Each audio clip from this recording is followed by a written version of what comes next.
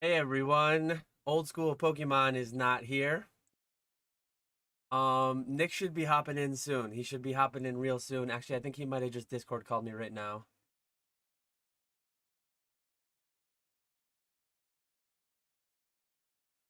I I'm Hey, live, Nick.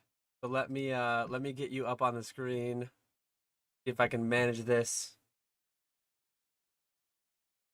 So there's Nick, and we should be live, I think. Yeah, I'm seeing myself live, so how's it going, Nick? Oh, I can't hear you now. Of course.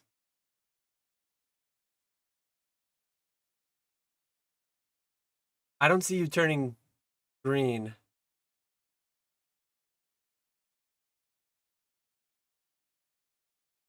We got some audio issues. We'll figure it out quick. figure it out. I think you're good now, Nick. I heard myself. Okay, can you hear me now? Yeah, I hear you now. I don't get OBS. Yeah, I don't get this. I don't get this. Okay. Hit him with the intro. A couple minutes late. Hey everyone, old school Pokemon here. I'm back again with the PokeFlipz, the podcast, joined by my usual co-host, Catch 'em All Collectibles, Dan. How are we doing today, Dan? Doing all right. Not too bad. Let us know if the audio's fine. Um, I think I have it set up so Nick and I should be about the same volume. But if not, I can do a little bit of a change on the fly. But yeah, happy Friday, everyone. Nice to see people ready to go in the chat. Yes. Nice way to end your week, listening to a little PokeFlipz. As always, I guess for the last time, we you just funneled over from the premiere, if you call it that. We're not going to be doing those anymore, as we mentioned there. We haven't gotten too many questions lately, and our schedules have made it fairly difficult to get the lives or to get the premieres recorded and everything. So everyone's saying audio's good. I like it. I like it. Awesome. Yes, nice little Friday with the 3-day weekend. I am so looking forward to that.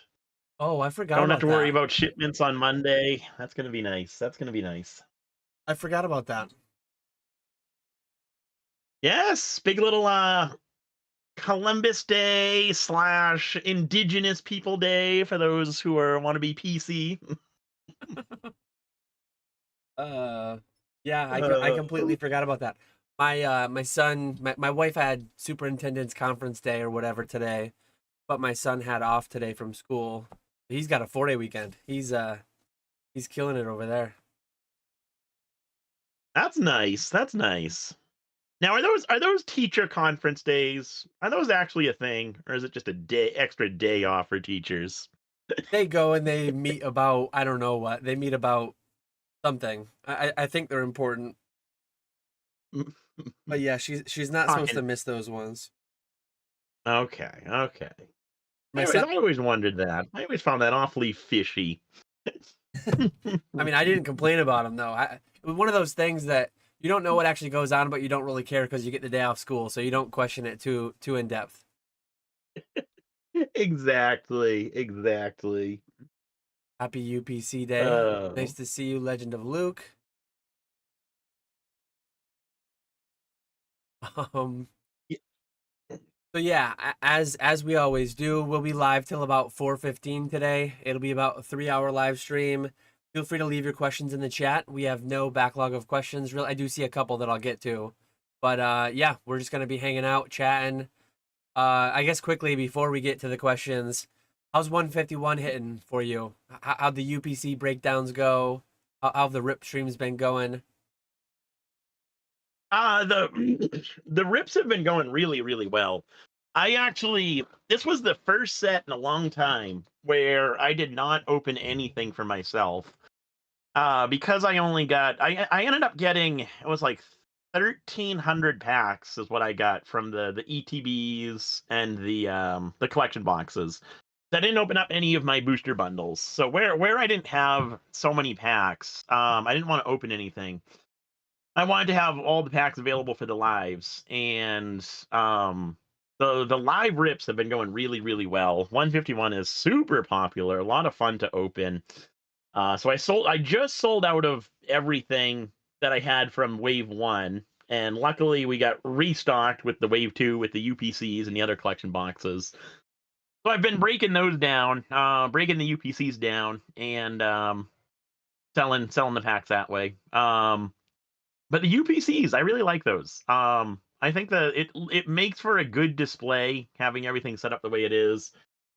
Condition on the promos seemed to be decent for me, which was good. Definitely not like everything 10 quality, but definitely decent, better than I was expecting. So that was definitely good there. And yeah, I would say overall it's been going well. Happy with how many UPCs I got and the different collection boxes. So we should stay nice and stocked up on 151 packs for a little while at least. Yep. I really like how they did the UPC differently from the Charizard one and the Celebrations one, where it was a lot more of a rigid box, and it was just more of a pain to break it Hmm. down. The new one is like just cardboard that collapses a lot easier. It's like that really thin cardboard, and you just. I had a nice system going. I actually had the whole family working on it. My wife, my kids last night. We had a little bit of an assembly line thing going on. We broke down 40 of them, and they just collapse Hmm. down so easily. Fold up, put it in the recycling bin. Pretty clean and nice. Awesome.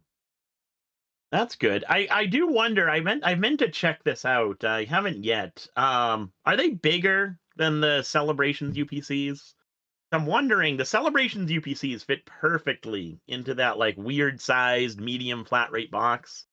I'm wondering if the 151 UPCs will fit in there. I hope they do. These ones do look a little bit bigger though, so I'm not sure. I feel like the dimensions are different. I don't have one handy though. I do have a Celebrations one up there, but I don't have the Mew one, the 151 one handy. But Yeah, I yeah, hope I hope they can fit in there, 'cause I did. otherwise I don't have a way to ship UPCs. I'm selling mine by the case, and it's funny. I think I already mentioned it to you, but a case of four 151 UPCs, the box fits perfectly inside of. Put a little bit of bubbles or a little bit of packing paper on either end. I think it's like an inch too wide or long, whichever way you're looking at it. Uh, the more Pecco playmat collections from Crown Zenith. I had like 6 or 8 of those empty cases, and yeah, the Mew UPC case fits perfectly inside of that because I do always double box things. I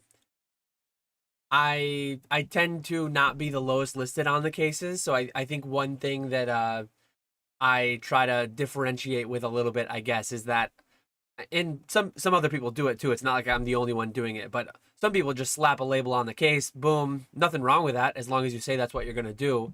I put it inside of an Hmm. extra box, and when you can utilize one that you've got anyways that you would have just recycled, it's nice to be able to get some overlap like that. Yeah, yeah, yeah. I understand people wanting the outer cases to look good, but then at the same time, I don't think people understand like how we get them through distribution. Like And like for me, Mad Al sometimes double boxes stuff, and puts like two cases in a bigger outer box. But Southern Hobby almost exclusively just puts tape around two cases. Like yep, ETBs, they'll put two cases together, just tape them up. They don't double box them. I think people are a little too paranoid sometimes. it should be the exception, not the rule, because like when you really think about it, ultimately the cards inside are the product. And we're Mhm. like really particular collectors. We're kind of crazy, but if you're buying online, the expectation should be that you get the inner product. The cards are in good shape, as good as Pokemon makes them, which isn't too great all the time. But yeah, like to have the expectation that it's gonna come in an extra box with extra packaging. when it doesn't say that it's going to do that, that's pretty unreasonable. And I actually got a pallet from Mad Owl this time around. I got 20 cases, I think. I Mhm. think I got 80 units of Mew UPCs.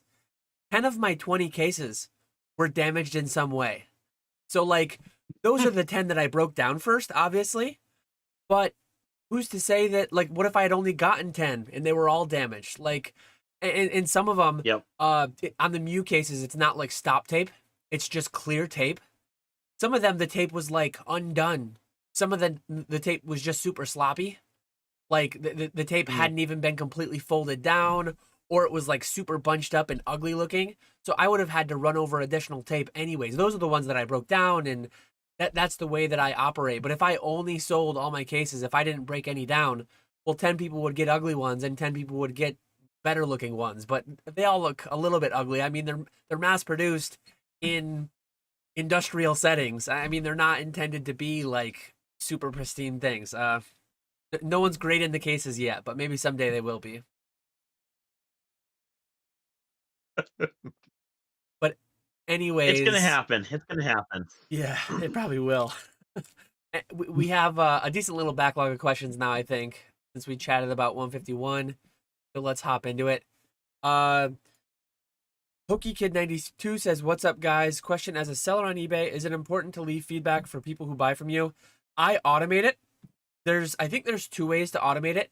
You can either automate it so upon payment, you leave positive feedback, or upon payment and them leaving feedback, you leave feedback. I don't really care if they leave me feedback. I know that early on, I probably stressed about it more. I was probably like, let me get to 50, let me get to 100. I remember when they used to actually email you your blue star, your turquoise star, your yellow star, whatever the various things were. Um, but it's not a huge deal. The further down the line you go, the less of a deal it is.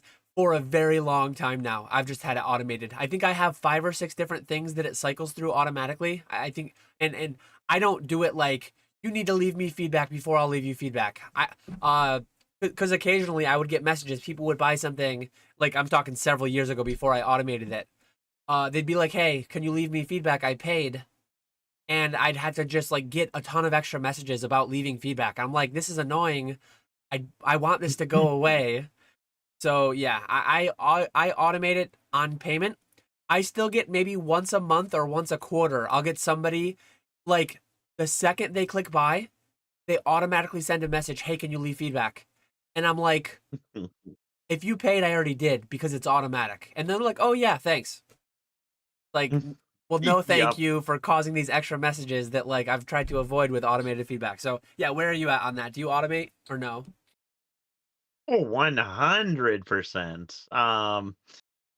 Yeah, I think if you're a seller on eBay, definitely automate your feedback. That's definitely the way to go.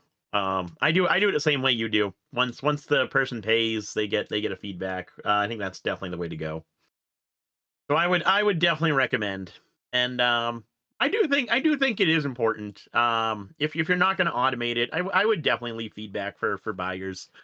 Especially because there's a lot of new buyers on eBay, and it's especially important for them to kind of build up that feedback and at least have like some form of trustworthiness. It definitely makes sellers feel better. Like I always get nervous when I have a zero feedback buyer purchase something, like a big card, and they don't have any feedback. That still to this day makes me a little bit nervous. Now with authenticity guarantee over 250, you I, worry less. I guess peak concern is this at is true. 249.99. So just round up to 250. Um, but yeah, and one reason that people might not want to automate, and I truly think it's like petty and it's not worth your time, because years ago I had this thought when I automated it. What if they're a bad buyer and I don't want to give them positive feedback? It truly doesn't matter. Um, Mhm. you physically can't leave neutral or negative. Years ago you could. Uh, I wish you could, but if and when Yes. something terrible happens and they're awful and you want to get back and spite them, the best you can do is leave positive feedback saying that this person, please avoid this buyer. They're bad. That's the best thing you can do. So, yeah, like worrying about the petty thing of, oh, well, if they're a bad buyer, I don't want to leave them positive. When there's a zero time method to automate all your feedback being left upon payment, that is like, I'm not even going to say subjectively, that is just objectively the best way to go. That is the only way to go. It might only be a feature if you have a store, now that I think about it, because uh or maybe it was several years ago. We've had stores for so long that we're probably not aware of exactly how it works, but I don't know that that would be a feature if you didn't have a store. Do you know? I'm not sure. I have no idea. Legend of Luke had a follow up. Is the automatic feedback in eBay settings, or is it an outside service? It is a feature on eBay. Whether or not you have to have a store or not, I'm not sure on. And if you ask about the But it is navigation, it is. Yeah, we everything, were just talking about that the other day. yeah, everything on eBay is so clunky to navigate. And I've actually provided this feedback like directly to eBay. I just Google anytime, like, where do you block a buyer? Where do you automate feedback? How do you set up your shipping policies? Anything I'm looking for, I don't search for from within eBay. I type eBay, leave negative, or eBay automate feedback, eBay blocked buyer list. I always just Google it, and then that's the best way to navigate through their pages. Yep. Really the only way to go. Yeah, because yeah, there's just so many options and links, and it gets way too confusing. Here's a question from Aiden M. With all the Van Gogh noise, what would you say is your favorite way of a promo card being released? For me, it would have to be Masaki promos. For anyone unaware of how the Masaki promos were released, you actually had to take like a Bills PC card, and then you had to send in like a Bills PC with a Kadabra, and then it would kind of like evolve through the trade in the mail to the Alakazam. You'd have to send Bill's PC and a Haunter, and it would evolve through the mail into the Gengar. Really, really cool concept. I think that one's right up there. But for me, far and away, the best release is winning the World Championships. Hands down, there is no better way. All the trophy cards going all the way back to like the original 97 Pikas. That is the ultimate way to be the very best, like no one ever was, and you get a trophy card to eternalize that, I guess. That's a good one right there. I like that one. I don't know if I don't think the Misaki promos would work nowadays. That just sounds so antiquated. Mailing stuff. Who mails stuff nowadays? Uh, And plus there's so many more people in the hobby now. I think that would just turn into a mess. But that was a cool concept for sure. Um, For me, I think it would be the play promos actually. Like I building up points and then redeeming those points for one of the cards. That concept seems cool to me. Both you get a really cool card in the end, and it kind of in a way like encourages saving. So like you're saving up your points to get one of the cards. So I always thought that was a cool way to do it. and I'm by no means an expert on this, but I think some of those promos were spending points, and I think some of those promos were milestone points. Which ones were which, I have no idea. But like you know how like the Umbreon was 70,000 points, the Umbreon Gold Star. I think it was 70,000. The Espeon was like 40,000. I could be Mhm. wrong, and maybe Brennan's listening. Maybe Crystal Pokemon's listening, or somebody's listening that can correct me. I think the way the Evolution Gold Stars worked is that it was like unlocks, like tiers that you hit. I don't think you had to spend 40,000 points to get Espeon and then earn an entirely new 70,000 points to spend on Umbreon. I think you unlocked Espeon as you hit 40, and then once you got 30,000 more, then you unlocked the Umbreon. I could be wrong, but then you have the Daisuke Master Scroll and the Master's Key, and I think there's like a Mew EX. There's different ones. I think some of those were like spending. So you could spend Yeah. them on the Master's Key, or you could spend them on the Master Scroll. If you wanted to earn both, I think you had to add up to like the sum of both. Again, Someone correct me if I'm wrong, either live or in the comments afterwards. But I'm fairly certain that there are two distinctly different styles of like point promos, I guess. But both pretty interesting though. Definitely cool to just spend a season battling, winning all your gym challenges, whatever it may be, and then just culminating to X amount of points to get a special promo. Yeah. Here's one you can take first from your average player. When having high value slabs listed as buy it now on eBay, even though you're low list or only one listed, how long do you wait to reduce the price? I'm terrible about that. I don't reduce pricing. Very, very, very infrequently do I go through and actually reduce pricing. That's something that I do need to get better about. Um, I would say like for me, like I guess a good example for this would be something that I actively do is promoted listings. Like when you add a percentage onto your listing. Um, I very rarely promote anything when I immediately list it on eBay. I always give it 30 days. Just list it on eBay normally. And then if it doesn't sell within 30 days, then I look into promoting it.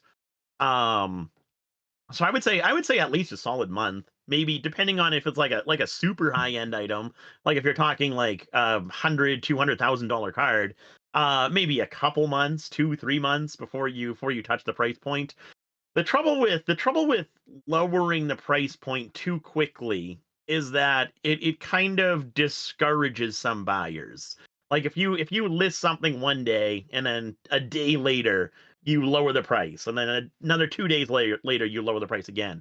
If you lower the price too rapidly, people are just kind of wait and watch that item and see how low you actually go. So you definitely want to give it ample time to kind of just sit on eBay and just kind of field offers and see what people are offering, and then after 30, 60, 90 days whatever, then go back and adjust the pricing. Have you ever been to a Dutch auction where by design they actually start the price really high and then they lower it by a sec increment until someone buys it? Yes, yes. I've actually been to some events where there's like a charity style Dutch auction. They'll be selling a painting, they'll be selling a gift basket to some local business, whatever it may be. They'll start it at 200 and then they'll come down $10 until it sells. It's an interesting style of auction, but yeah, I think when you start too high and then you do some kind of a regular reduction, whether you do it every couple days or weeks, or people get to where they almost kind of just wait for the next lowering. And I've had the same conversation like a few years back when I sold my old house. They're like, you got to be careful. You don't want to list too high, and then a month or two, three later, slash the price by like $20,000-$30,000. And $20,000-$30,000 might sound like, what's this guy talking about? Lowering the price of a house $20,000? My first house I sold for $120,000. So that's like a 10, 15, 20% drop on some houses where I live. Hmm. But yeah, you got to be careful. And then going back to your average player's question, it depends on what it is, and it depends on again. It's always the answer. I think people don't like it, but do I think the price is going to go up over time?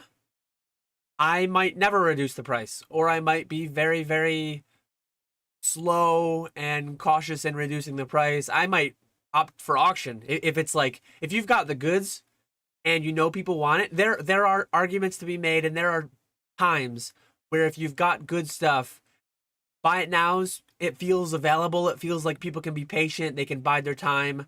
Obviously, if and when it gets snapped, it's gone. But yeah, there are times where auctions are more appropriate, I think, although it's very rare. But if I had an item that was racing to the bottom, that was one of those like first to market plays, I'm more prone to aggressively price it, aggressively lower the price quickly, or just auction it because I think the price trajectory is down. So if you've got the goods and you think the price is fairly stable, slash maybe up long term, you're more patient. If you've got something that you think is only headed one way and down, that's when you're more aggressive with the pricing and price cuts. Yeah. Yep. Brandon said, "How did you manage to break down all your product already with your busy schedule?"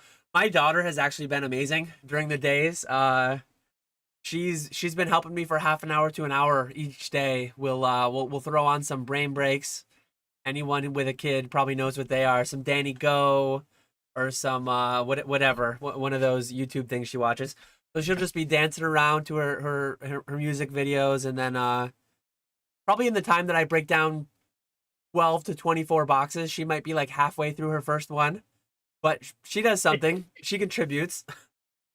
Uh, Exactly. last night, Exactly. it was a family affair. Last night we had all four of us in the living room, just breaking down new UPCs. So it's a family business.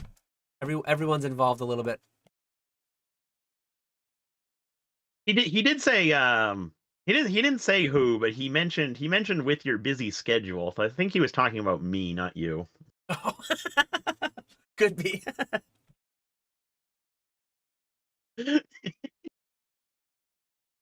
So how do Uh, you manage, Nick, with your busy schedule?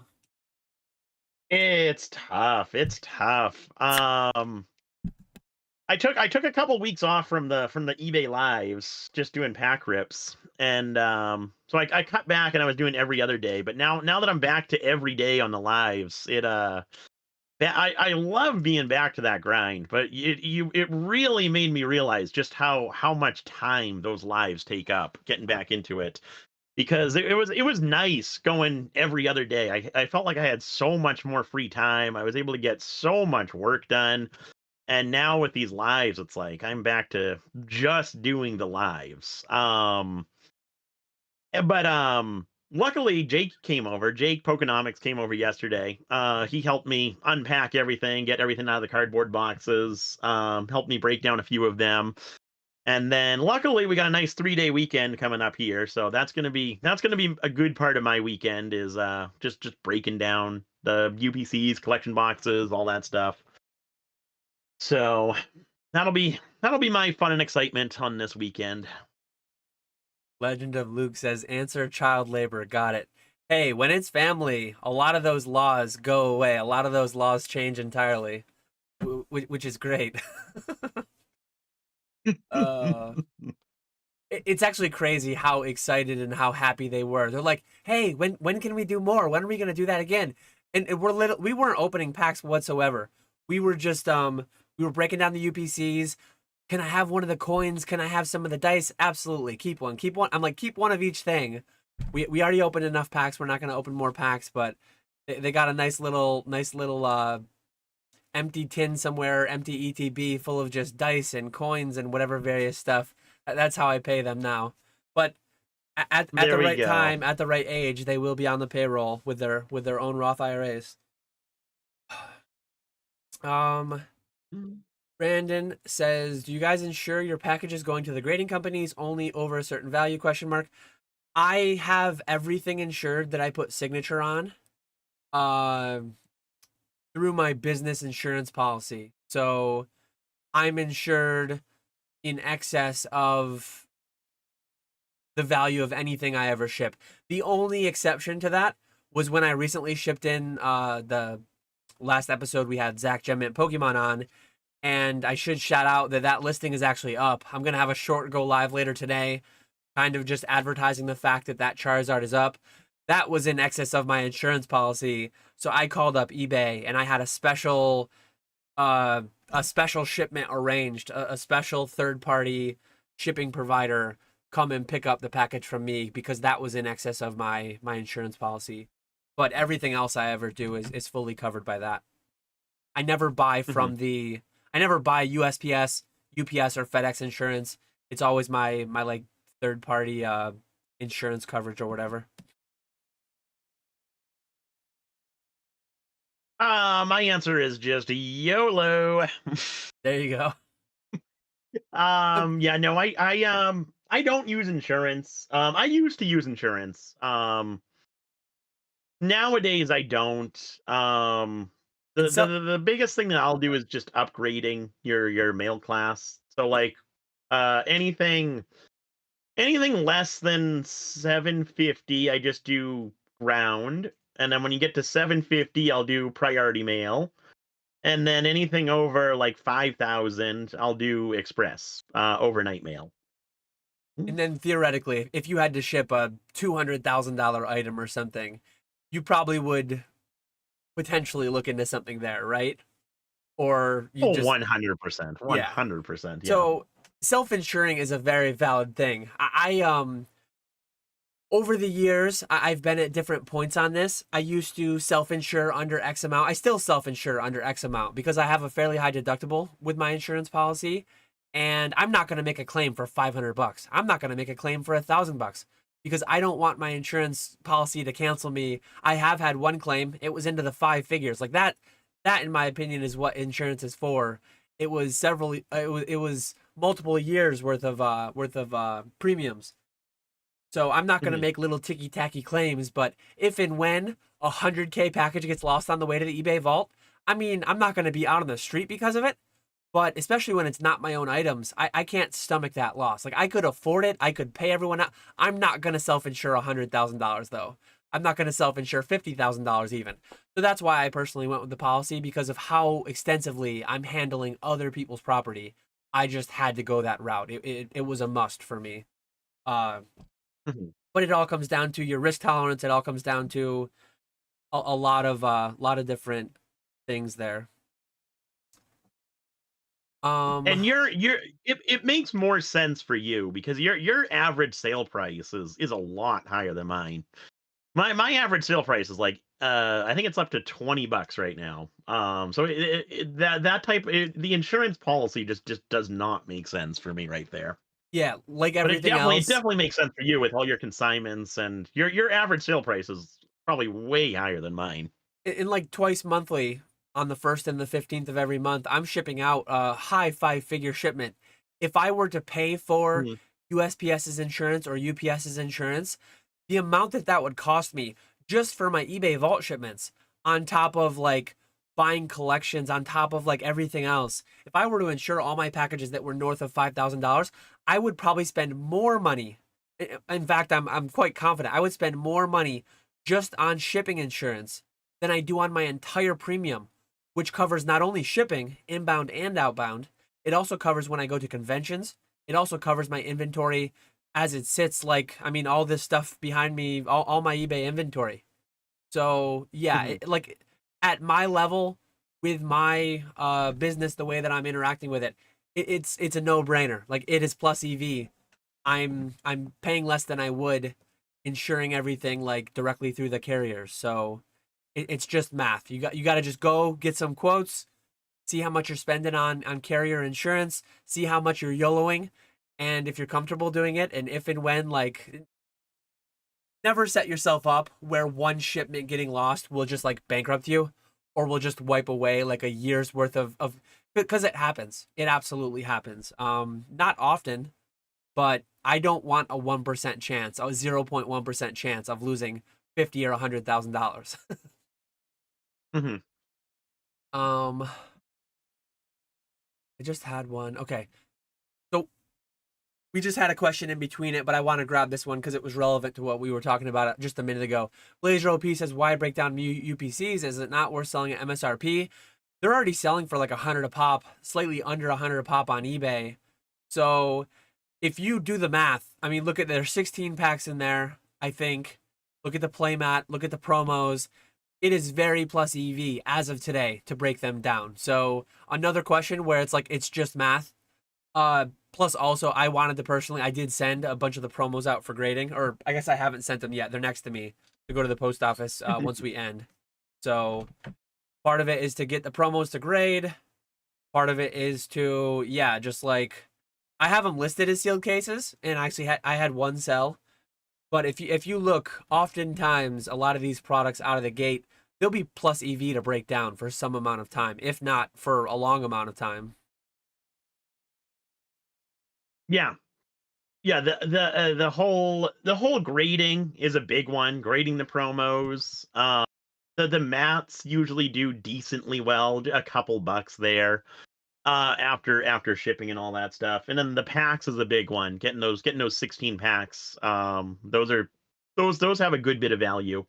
Another thing is just the ease of shipping. It's a lot easier to ship individual cards, packs, all that stuff, than it is to ship regular UPCs. Unless you're set up for it. Like me, it's easy enough to ship UPCs. You just need the correct size box. But I don't have that box. I have everything to ship, booster packs, single cards, all that stuff. So it's a lot easier to break stuff down and mail it that way. Yeah, a lot of these products, I wish Pokemon would tighten up their packaging. Great thing about a booster box is it's like as compact as you can get, but you're shipping so much air, so much dead weight, so much dead space with so many of these products. Sorry, Earth, all the plastic, all the cardboard. It's like just shed it down to what people are actually after. And it's going back to when I first started, it's always something that I've done, breaking down product and then just selling the components individually. Mhm. Class at 12 says, do you ever hold back cards you grade or price way over market if you think the market price is currently too low? Thinking about hard to reproduce stuff, or is it always churn on mode? I would actually say yes, not only for hard to reproduce stuff. I actually I hold back cards for easy to reproduce stuff to an extent as well. Like right now, Naga by Eevees, I'm not grading any new ones with PSA. I have quite a few out at Beckett. We'll see how those go. Hopefully they go well. But I'm kind of holding back a bunch of sealed packs of Nagabas right now. I might regret it down the line. Maybe those will just trickle down to nothing. But if history has taught me, and it's hard, you can't do it 1-to-1 because the Nagabas are not the Screams, the Nagabas are not Red's Pikachu. But historically speaking, just what I've seen and how I feel about the release, I feel fairly confident that if I just hold back what I have left, it will serve me better than just trying to liquidate now at a break even or slight loss. Like when I bought them, when I bought 2,000, 3,000 packs of Nagabas, I knew that it was going to be a short burst up front to try to lower my cost basis as much as possible. And then it's going to be kind of like a holding pattern, kind of sitting on them for the longer term and just see what happens with them. Mhm. Yeah, even the Pikachu's have come down a good bit too. Um, which I don't think is surprising. I don't get those cards. That's one thing I don't get. I'm with Oak when it comes to those. I don't like them at all. But as far as this question goes, I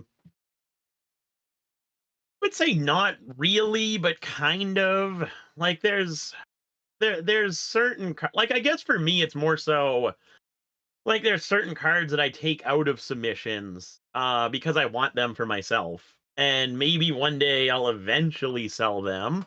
But for right now I just want to add them to my own collection. Um so most like 99% of everything that I'm grading that comes back from PSA or CGC gets added into my inventory and sold through a live or listed on eBay. Um no, there's not much that I'm kind of just setting back and holding on to. Uh, for me now, it's mainly just the modern sealed stuff. That I'll set back. Like booster boxes and the Mew UPCs. I'll set some of those back, like a small, very very small percentage of what I get. And hold on to those for the long term. But with graded cards, it's mainly once it's in plastic, it goes up for sale, and that's how it's always been for me. That's why I never graded my. Which looking back now, I wish I did, but that's why I never graded my shadowless non-hollow stuff. Because I knew once I got that stuff graded, it was going to go up for sale. So I never graded it, and I missed out on the COVID boom there, and now pricing has come back down to where it doesn't make sense to grade that stuff anymore. But someday it'll get graded. But once it does get graded, it'll go right up for sale. Yeah, if and when like if I grade a Celebrations Charizard, obligatory mention, that's going to be sold. I think the price trajectory of that card has only one way to go. It's been trending that way the last few months. Um, But if I grade, like if I buy a collection and I grade a PSA 9 or PSA 10 first edition WotC card that I know I can't replace anytime soon, I don't know where the price is going to go, to be fair, short, medium, or long term. But if I had to guess, if I had to speculate, I think that's going to be better long term trajectory. So I might price that one a little less aggressively. I might price that one a little bit higher. Usually, there's a pretty big gap on some of that WotC stuff, that WotC first edition stuff, which I do have some amount listed in my store. Sometimes the last sold is 250 and the low list is 500. Mm-hmm. If I see that on like on an ultra modern thing that sells every day, the spread's not going to be that big. If you look at Celebrations Charizard, last sold might be 170, low list might be 190. The spread is usually a lot tighter.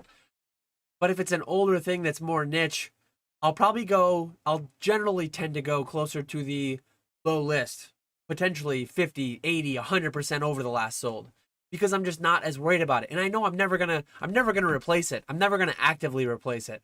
I might end up buying a collection that gets one, but I'm not actively seeking to replace it. Whereas with Celebrations Charizards, I'm buying 30 or 50 of those a month every month. So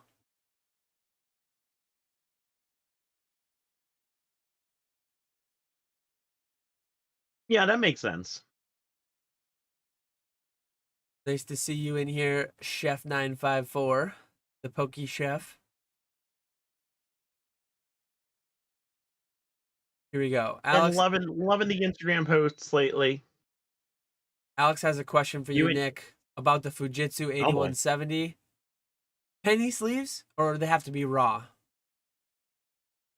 They do have to be raw. I think you can send top loaders or semi-rigids through, I believe. I'm not positive on that.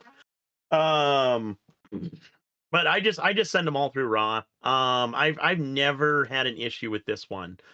I had an Epson smart photo. I forget the number. I had that one for a while, but then it stopped working for me for some reason. So luckily, I was able to return it still. So I returned that one, and I got the Fujitsu one. And I've never had an issue with cards getting scratched or anything like that with this one. Whereas with the Epson one, every once in a while, I would have like specifically reverse holos get like light scratching. Nothing major, but with the Fujitsu one, I've never had an issue. Um, and I run everything through that now. I started off just doing like modern bulky cards, like stuff that wasn't worth very much money. Now I'll do like LC reverse holos. I'll run those through. Never ran into an issue. Hopefully never will. But it works really well. I would definitely recommend. And Alex says that the scanner that works for me is an Epson ES402, 400II, feeding penny sleeves with card with sleeve opening forward. Okay.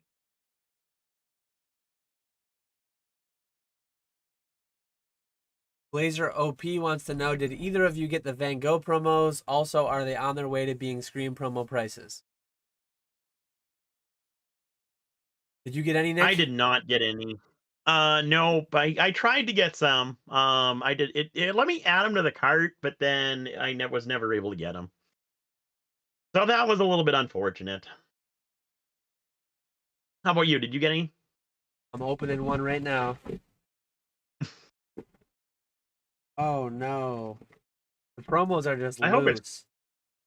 I hope it's bent in half. It probably is. The promos are just loose. This one has 4 in it. Let's see what I bought. So these are 4 fresh out of the packaging. I had 4 that came in yesterday, and they're outbound to CGC.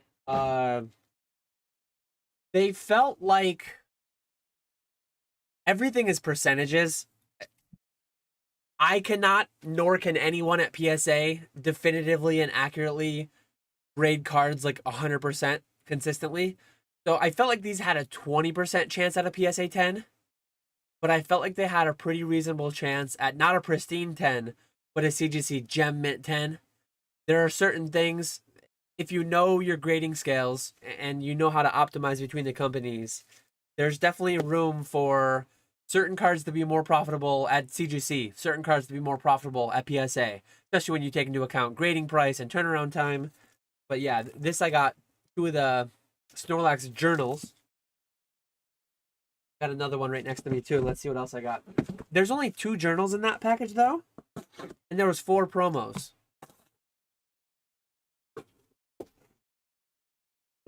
Well, Walrus was saying if they what was he saying? He was saying he had a few of his order items canceled, but they still sent him a promo. Oh, that might be what happened then. I didn't look at the sheet. So yeah, I have 6 more now. I did get 10 total. I think this was all my packages. So I must have just had 2 items, 2 of some item canceled. But I'll take a. I probably should just.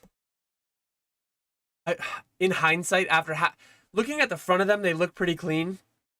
And I know Panga, shout out to Panga, he mentioned that his had some back print lines that he couldn't see until he opened them. And that's kind of what I was running into. Generally speaking, I think CGC is softer on print lines and PSA is more rough. Definitely in the holos. Back print lines, I think both of them are fairly light back print lines, but I was sending the CGC anyway, so I threw them in a submission to CGC. If some of these look pretty clean, I kind of was hoping that I'd get 1 or 2 that looked like Black Label-ish. And then I have a couple other cards I want to send to Beckett, so I was contemplating doing like $40 at Beckett. But if I get some that look really clean, I might do 40 at PSA. I'm not going to go 75. I'm not going to go 150. But I wanted higher than like a 20-30% chance at a PSA 10, and I just didn't see any that were clean enough for that. Did you see there's already a 10? I did. It's like an 8-2 cert. I saw that posted in Discord somewhere. Yeah. That's wild. That's a gamble right there. They might have paid 300. I feel like they had to have paid 150. They probably paid 150 if I had to guess. It had to have been 150 or 300. Because I saw on Facebook it was like they received the package on October 3rd, and then it was getting sent back on the 5th or the 6th or something like that. Or no, today's the 6th, so no, not. Maybe it was the 5th or the 4th. Something like that. It was like a 1 or 2 days. I've done 150s recently that were not in 1 or 2 days, so that might have even been 300. I don't know. That's crazy. Either way, I'm not gonna go that high with it. I don't know what's gonna happen with them. But Blazer does also say, are they on their way to being Scream promo prices? It's impossible to say. They did make that tweet. They made that, or Instagram post, whatever it was, that kind of alluded to the fact that they intend to make more. I don't think they definitively said, we're going to print and release more promos, but they said something heavily leading towards that direction. So I might just sell my last 6. I might have the 4 out to CGC and then just sell the 6 for like, what are they going for, 100, 120 a piece? And then I'll have all the merch for free. I'll have a little bit of profit already, even just selling those 6. So I might just, I don't know. I do like them though, but we have no idea how many they printed. We have no idea how many Screams they printed. It's just impossible. It's crystal ball type stuff. No one can tell you that. Oh, Brandon said it's on eBay. Buy it now for $5K. See, I would do an auction. I would do idiot.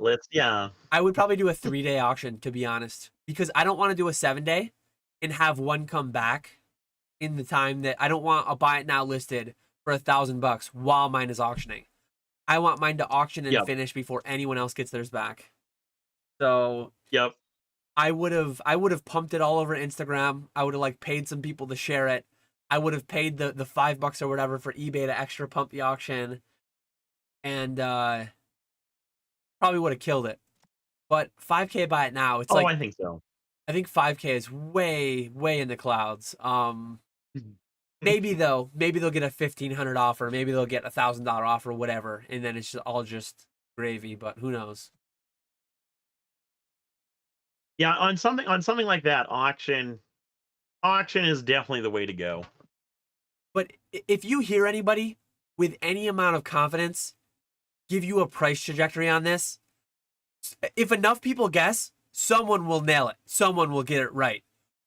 But through luck, through nothing but luck, this could be in a year. This could be $1,000 PSA 10. In a year, this could be a $50 PSA 10.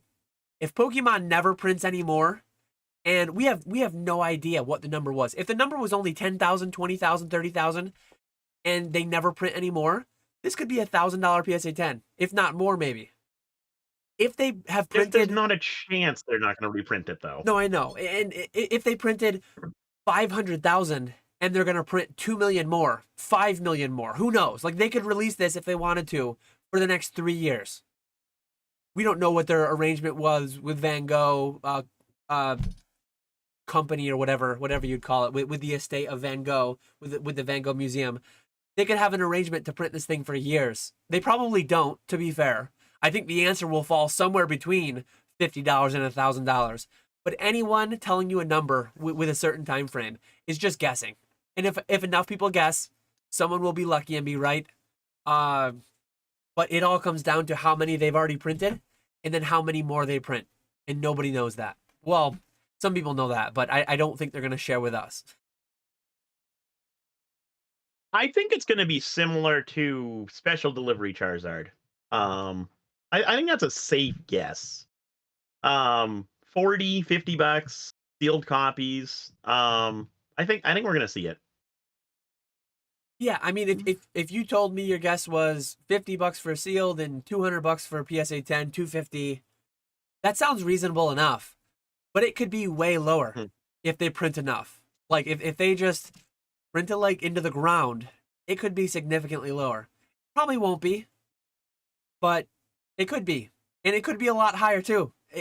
This could be the lowest price we see. I mean, they might print more, they might trickle some more out, but it might never go under 100 for sealed again. Nobody knows. Oh, I think it 100% will. If they're running this promotion through January, there's no way they're not gonna. Well, They've they're already all gone. said, whether you can believe them or not.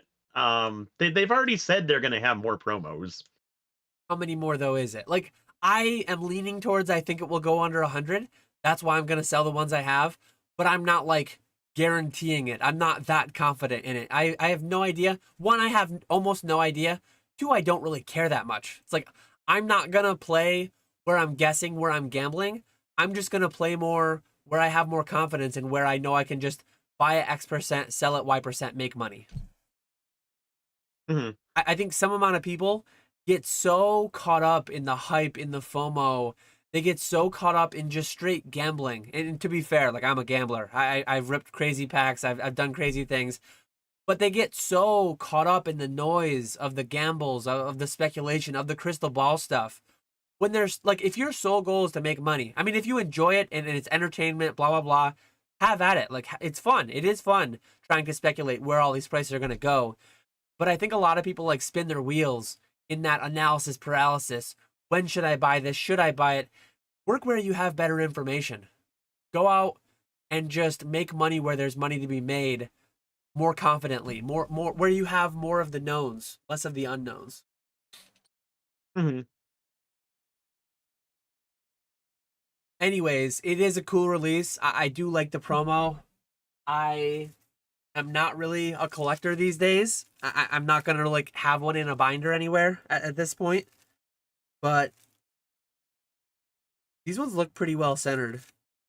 I'll have to inspect them later and see if I want to grade them or not. That's one I will definitely pick up to hold on to. I really like the look of that card. If it goes to like, so I guess an interesting thought experiment down the line. If it just slowly ticks up from here and never gets cheaper, I'll never have a substantial position in it. If and when though it gets reprinted very, very heavily, if this becomes a $20 promo for a short window of time because they hit the market with so many all at once, I will buy hundreds. Like I do like it. I think it's a good promo, but I don't like it at 100. It feels too speculative. It feels too gambly at 100. If it's 50 though, and say they print it again in a month, 2 months, 6 months, and they say, hey, we just released Wave 2. We're never gonna print anymore. That's it.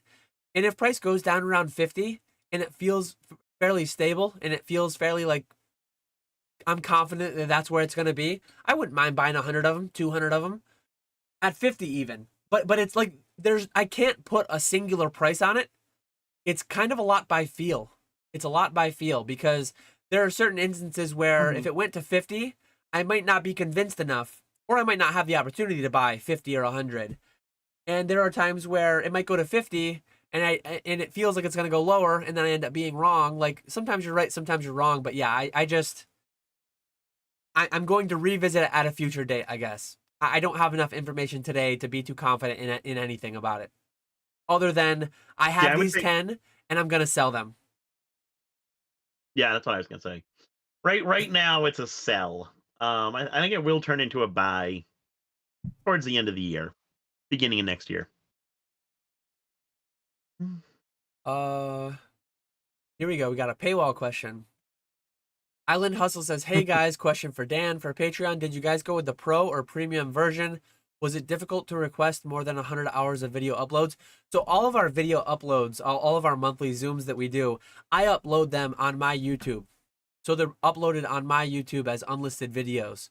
So we don't utilize Patreon for video hosting. I know quite a few people who utilize YouTube unlisted videos for Patreon, likely because of the limits that Patreon puts in place. So we went. Jake is the one that like runs the Patreon side of it. He has the account registered with them, but yeah, I think just the regular pro version. We don't really do much within. We drop Zoom links in there, and then we drop links to the YouTube videos in there, but 99% of the Patreon actually lives within the Discord, within a Google Drive folder, and within private videos on YouTube.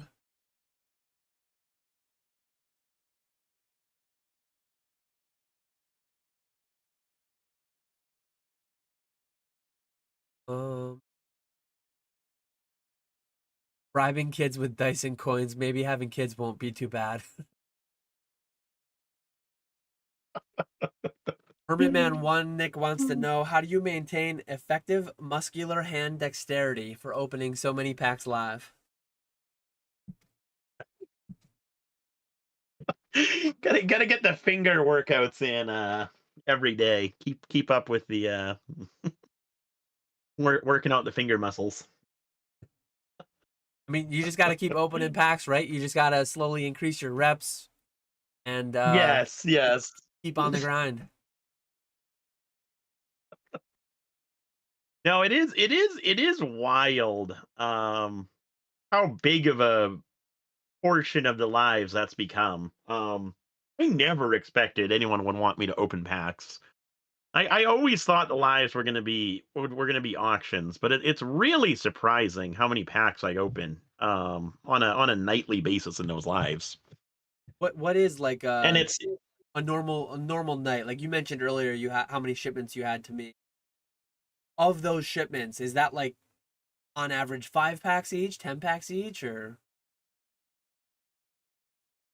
so yesterday I had the 92 shipments. 20 of those were pack orders. And of those 20 orders, most of the orders were 5 packs each. There were some that were maybe 10 packs, and then there were very few that were 1 or 2 packs. So maybe, so it was only like 100 packs ish. Yeah. Yep.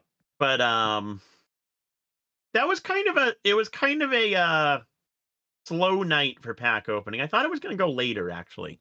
I thought I was going to have to cut it off to do our recording. But maybe it was because I also raised the pricing of my 151 packs. So that could have been it. And then it was a little bit of a slower night for me overall. Um, in terms of like the active viewers. Mhm. But release nights are insanity. Like with the when 151 released, we had to have opened five 500-ish packs on that night. It was wild. That's awesome. Hermit Man 1 wants to know if you're tracking pull rate data. I just saw that. I should. I really should. I do not. I should keep track of that for starting off with Paradox Rift, even though probably nobody's gonna want to open that set. You know how many like But alt Zards you pulled or no? I don't keep track of any of that. I can tell you I've actually pulled the fewest amount of Blastoises out of all the special illustration rares. Just like rough numbers. The fewest amount is Blastoise. The most amount is Venusaur. And then God Pack wise, which I'd be curious to know other people's numbers. I've only pulled one God Pack out of like 1,300 packs right now. So those are absurdly hard to get. You should just take like the top 5 hits and then just have like a tally system where, I mean, you know off the top of your head you pulled one out of 1,300-ish packs for the God packs. You've pulled like Yep. several Charizards though. Like obviously it must be Oh more yeah, than one or we two, right? I've had to have pulled I've had to have pulled 5 or 6 Charizards. Okay. And then Venusaur seems to be in like every pack. We've pulled a ton of Venusaurs. Yeah. Um, Blastoise is probably maybe 3, 4. It has not been many Blastoises. Hmm. But I think for next set I will keep track of that. Grab like all the SIRs and just keep a tally of how many I'm pulling. Because that would be cool to keep track of where I'm opening a good bit of packs.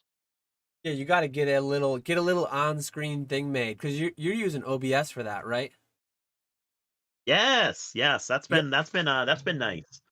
got to get a little The on-screen trouble with thing for it. You got to get the air horn going, and then you increase the number by 1 for the counter right on screen.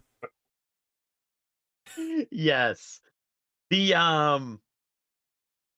the trouble with OBS is it right now everything's on your phone. So it's tough to add. You don't want to add too much information because the screen size isn't very big, Yeah, that's and true. then maybe a quarter. So like if you divide your phone into quarters, the top quarter is my head, and then the bottom quarter is like where you hit the bid button or the buy it now button. So you're really only looking at half your phone for like the actual card or me opening packs or whatever. You Yeah, you can't really display too much information. Once it opens up to where people can watch the live through their computers, I think then we'll be able to play around with it more and start adding different like different banners and stuff like that. Make it look a lot better. I think even once they do that, your average person is probably going to be consuming that through their phone. Uh, I'm going to try to throw up a poll right now, quick. We have 65 people watching. I wonder how many would you guess are mobile or percentage wise? What percent do you think is mobile right now? What percent do you think is desktop? Ooh. Um I'm gonna say a high number on desktop. I'm gonna say like 70% desktop.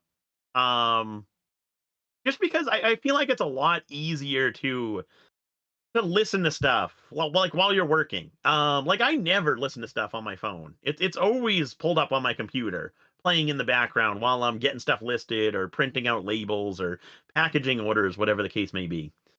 I feel like I'm going to be way wrong though, because I was absolutely blown away when I heard eBay. 70% of people purchase on the mobile app of eBay. Or Yeah, maybe I'm just a boomer at this point. I'm gonna guess that we're gonna be 50-50 mobile and desktop. I would guess though that we're probably higher desktop proportion because a fair amount of people at work and they're just putting us on the background on their desktop. I think if people were home, if we were doing this like in the evening, I think our percentage of mobile would actually be higher if people weren't at work on their work computer. But some amount of people might be at work on their work computer, but they're still using their phone, so their IT department can't see what content they're listening to.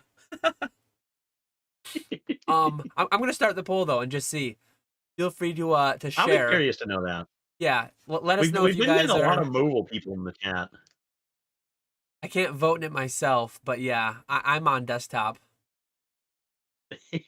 Well, I would hope you're on desktop. I'll be interested to see though. I'm guessing 50-50. Mobile's actually winning right now, 65%, so almost 2 out of 3. On desktop people, get in here. See, the desktop people have it playing in the background. They can't vote. Mobile people have it pop up right there. It's so big you can't miss it. Oh, okay. Nick's saying we've got sampling bias now. He's saying we got bad voter turnout. I'll actually tell you what our voter turnout is. I think I can see how many it is, right? We've got 34 now. Oh yeah, yeah. I mean, we got over 50% voter turnout. That's pretty solid. That is solid for sure. Hmm. I'm just gonna leave it open and we'll see where it ends up. I mean, we're up to almost 2/3 voter turnout right now, so we'll see where we end. We've got an engaged audience here. I'm surprised. We appreciate you out there. While you guys are voting in the poll, you may as well hit that little thumbs up too. I mean, since you're tapping with the screen interacting, you might as well hit that like button. That's a real reason you want to do a poll. Yeah. Uh, Let me find the next question. Mr. Walrus says something tells me Nick runs his desktop on 200% Zoom. uh, oh God. Tyrone says looking to help a buddy grade and sell his Yu-Gi-Oh collection 2002 to 2005. Would y'all recommend Beckett or PSA? I would reach out to one of my multiple Yu-Gi-Oh experts. I would reach out to either like Ernesto or Pokemon DNA or the Green Shiz, and I would say, hey, this is what I've got. Where am I better off grading it? I think, and I could be wrong, I think generally they're going more PSA.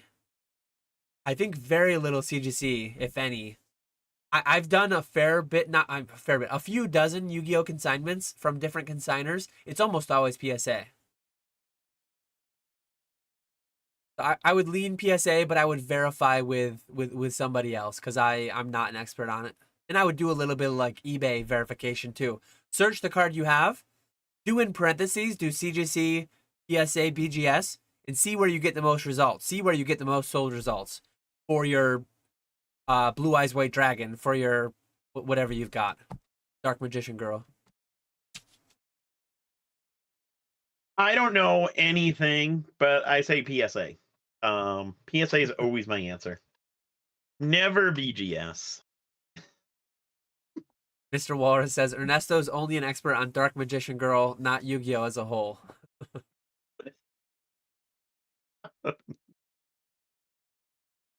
Oh.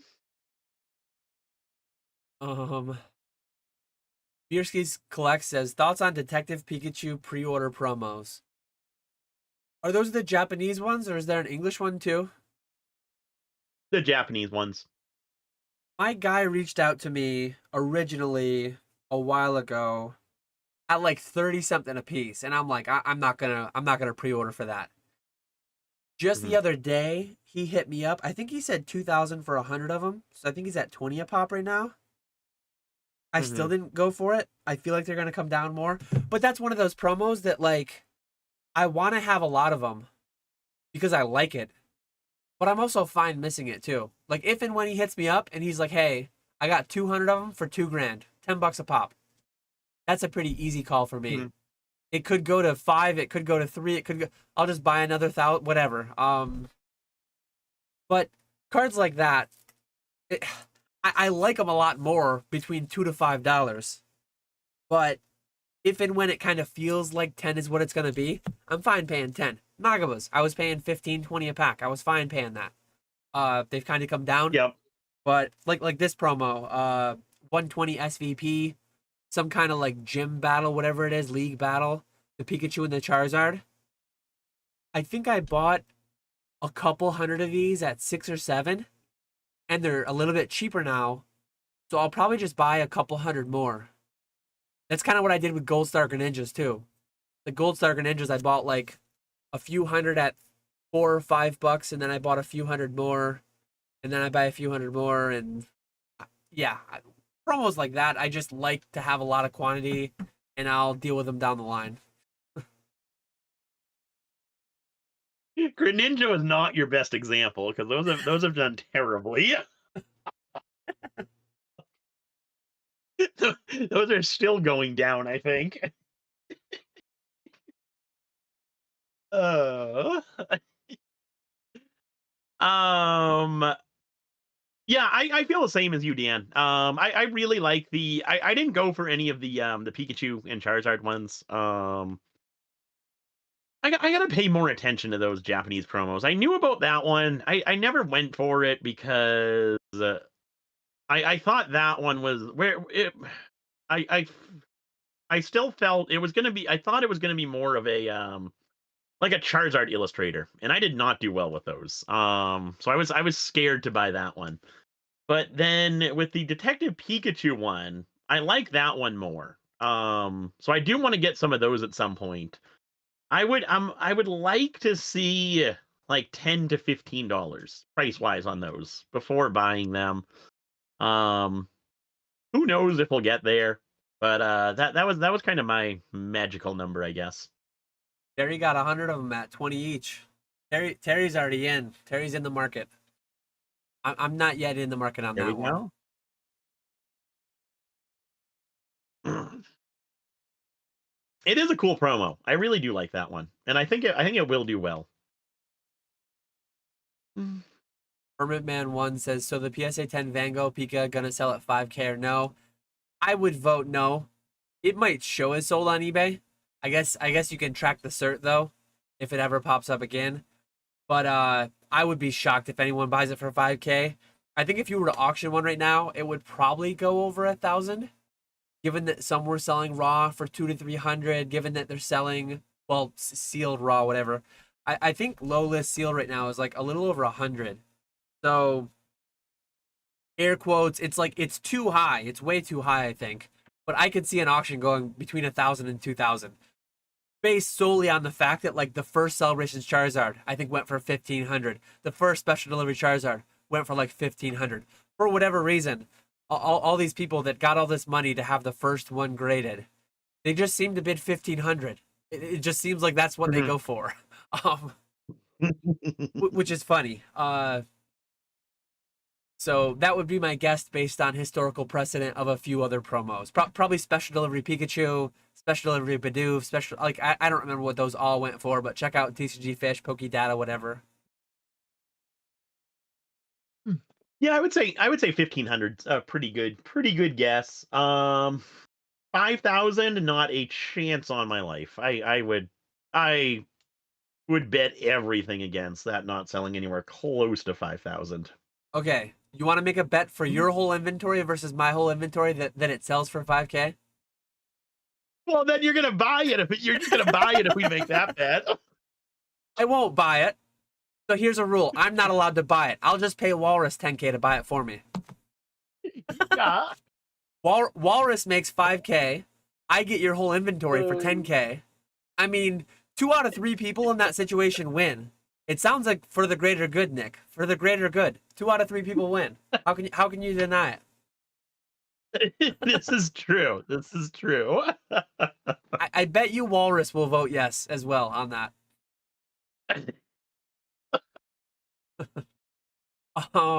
Hey, have fun. Have fun going through all those pins. That's all I'll say. I'll be bulking it out to old school Pokemon Junior. I'll be looking for someone on the come up. 2 cents a pin, 3 cents a pin. Those will be on sale for sure. Ouch. That hurts. We I think we valued it was like I paid like $1 a piece on them. Um,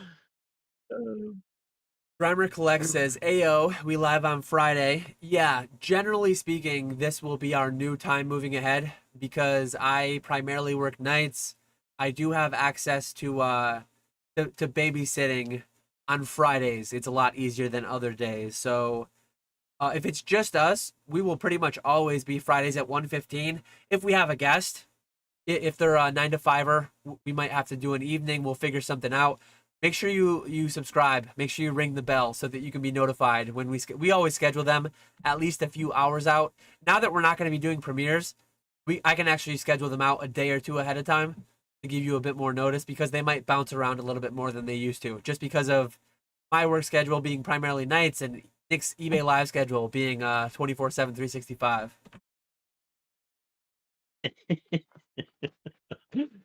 Oh. Um, Go Orange 315 says, Daniel, how's the Syracuse weather? Any snow yet? No snow yet, thankfully. At least not where I'm at. You guys get snow this early? We definitely have. We've definitely had snowy Halloweens. We've definitely had. I feel like I'm 33 now. I feel like in the past 33 years, we've probably had like a late September snow at one point or another. But generally speaking, it's like Thanksgiving, even Christmas is probably like 50-50, whether it's a wet, muddy Christmas or a white Christmas. But Thanksgiving is 1 out of 3 maybe we'll have snow by then. But it seems like lately, Yeah. when I was younger, maybe it's global warming. I don't know what it is. When I was younger, it seemed like we used to have more regularly. We would get snow sometime between Thanksgiving and Christmas, and then we would just have it. It would just last because my dad would plow the Mhm. driveway. We'd have snowbanks consistent throughout the whole winter because we'd build tunnels through them. We'd sled down them. We'd whatever we'd do with them. We were kids. We were crazy.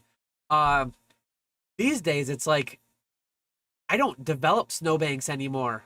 I mean, I snowblow now, which is different, but it seems like we get so many more midwinter melts. It seems like very rarely, if ever, we have snow come and then stay for a couple months until the end. We always get lately a couple midwinter melts. Yeah, we haven't had a really good winter with a lot of snow in a long time. Yeah, because when I was But it's growing been a up, couple years. we had snowmobiles, and if I had a snowmobile now, it would be miserable. I would have to trailer them. I would have to trailer them up north to ever snowmobile because it's just Yep. like, Yep. I mean, a storm, we get a foot, whatever. It's not good to ride though when you have no base and you just get like a foot of snow out of nowhere. That's not great riding because like you don't have a good base and yeah, it's feels like very local to me. We've not had a good winter in the past 20 years, probably 15 years. Like there's probably been a couple of them, but they've been the exception. Yeah, yeah. Yeah, I would agree. Awfully sad. I love the winter snowstorms. Um, I should really move to like the North Pole or Alaska. Alaska would be cool. That would be. Oh, Mm. Hermit Man 1 said the card was listed at 10K and then revised to 5K. So maybe they'll go Oh, 2,500 there's next. there's the sales strategy. We got a Dutch auction. We got a Dutch auction on our hands. I'll buy it when it hits 150. Why list it for so high? You know who in their right mind is going to buy that for $10,000? It's that dumb voice inside their head saying, "What if there's a chance? What if someone needs to have it that bad? Like what if? That what if is just auction it. I would auction that card for 3 days. Hell, I mean, maybe even ideally I would have started it on Thursday night as a 3 day, had the weekend, really pumped it everywhere. I would 1 day auction that before I would list it for $5,000. That's just crazy. I mean, 1 day with all the searches, with all the hype on that card, shared in some Facebook groups, shared on Instagram, that card will get visibility in 24 hours. I'm telling you. That card will get bids. That card will perform in Mhm. 24 hours. Oh yeah, so many people would be sharing it on Instagram and Facebook and um yeah, it would get eyes. There would be a lot of people watching it. Yeah.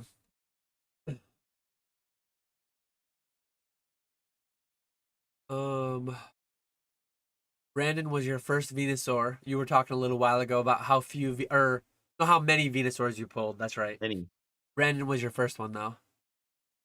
There we go, Brandon. So You we're got the first of like 900. our No, poll. it hasn't been that many, but So our poll officially has more votes than we have people watching right now. Obviously, some amount of people have voted and then left, and some new people came in. But yeah, we have 55% saying mobile, 45% saying desktop. I think that surprise. there's probably not much sampling bias in that, considered almost everyone here voted. I'm probably gonna close it Mhm. there. That's a pretty convincing, slightly more than half on mobile. I was pretty close with 50-50. We ended 55-45. I'm surprised by that, especially where we're it's 2:30 right now. Most people are working. I'm telling We're you on the though, East Coast. It's only 12:30 on the West Coast. some amount of people. I was at my company for 10 years, and I remember earlier on, I used to do more stuff on my phone because I was worried, like, and I'm not doing anything crazy. I'm not doing, but I was like, I don't want to check my eBay. I don't want to listen to Pandora. I would listen to Pandora on my phone and just have an earbud or whatever. And then later in my career, talking to other people, talking to people in IT, I'm like, I think I'm good to go. As time Mhm. went on, I got more and more brave, I guess, with logging into my eBay, logging into my personal email, logging into Pandora, and having podcasts in the background, having Pandora in the background. Some amount of people are probably on mobile just because they're worried that IT might be snooping and might not be happy that they're watching PokeFlipz. Mhm. uh, Mhm. um, Yeah, and Vandy says, "What if you're sitting at your desktop on your phone?" So absolutely, there's some amount of people working on their desktop, heavy air quotes, and then listening on their phone for that exact reason. That is true. That is true.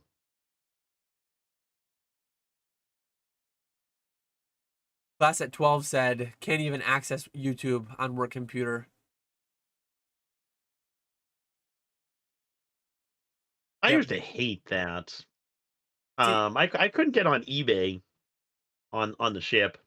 That was something that I couldn't do. I don't think my work restricted because I actually had I would watch YouTube videos fairly often from like our vendors. If I was buying a new piece of equipment, if I was and I think certain computers, like I know the mark off the square on your bingo board. I used to be an engineer. Some operators had Really? computers. Yeah. Some operators had computers, and I think there were different permission levels.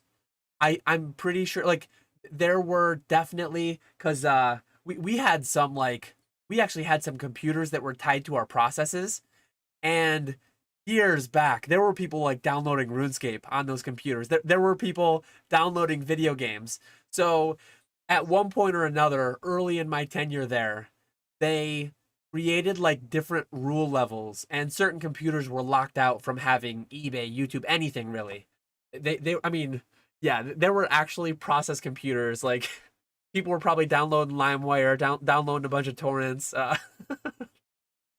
So as far as I know, though, I don't think my computer had any restrictions, and by the end, I was like, yeah, I was logged into eBay. I was answering messages here and there, answering emails here and there. Uh, but early on, I was a little bit nervous about that, like because they can see everything if they want to. It's just are they looking or not was always the question. Yeah. And then if they're looking, do they care? Yeah, that's the biggest thing.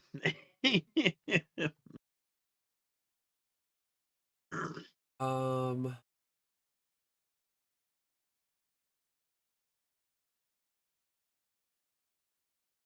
A lot of people talking about the poll. Yeah, as Brandon says, you don't have to watch this. This podcast is very audio focused. Like, there's not much to see. Some poor folks are sat here for 3 hours staring at the screen. I apologize. Not too much going on visually in this one. It is wild to me when you see very occasionally it happens. Like when you get tagged on Instagram and someone has you up on their TV, like their 60-inch flat screen TV. It is hilarious. Um, uh, I had a couple people come up to me and just mention like, oh yeah, we usually listen to the viewer and then their spouse. Oh yeah, he'll have it up on the TV. Sometimes he'll have it on TV. Like going to bed, he'll listen to your guys' podcast. And I'm like, that's that's kind of a hilarious thought. I'm like, I'm sorry or you're welcome. I don't know. I guess the way that I can ramble on, maybe it's soothing at times. Maybe if I get on the right ramble, the right rant, it might just put people to sleep. If I'm going on about spreadsheets or whatever it may be. So I don't know. All different kinds of content consumers out there. I have a hard enough time staying awake talking to you. Can't imagine listening to you. Uh, um, Um, the next. Here we go. Here's a good one. Mr. Walrus says, question: what feature is missing from eBay now that would completely crush all other auction houses? You want to go first? Ooh. Feature that's missing now. Hmm. I had to think about that one. Way to throw that one on me. I mean, I Um. have the ultimate answer if you want me to go. I just didn't want to spoil it. Oh, you can go first. You can go first. Very, very cheap, vaulted, insured selling options. I truly think the eBay vault. Yeah. I truly think the eBay vault, if they do it right, I'm obviously biased. I'm obviously invested in them doing it correctly, but I'm one of the early adopters. It's going very well. Like I've sold a lot of high end cards through there. I mean, I've sold a lot of low end cards through there too, all the way down to 250. But no storage fees, if I'm understanding correctly, reasonable ish submission fees, free submission if you buy it on eBay and just have it sent to the vault or if it's already in there. I think the eBay vault is going to give PWCC a very hard time.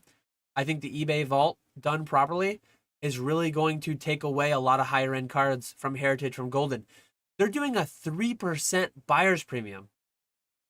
3%. That is massive. Like I'm a little bit surprised that it's that low. I wish they had framed it as just a selling fee. I would much rather they call it like it's kind of just semantics, but it's more than just semantics. I wish that it was a selling fee. I wish they didn't go the route, as SM Pratt calls it, boomer premium.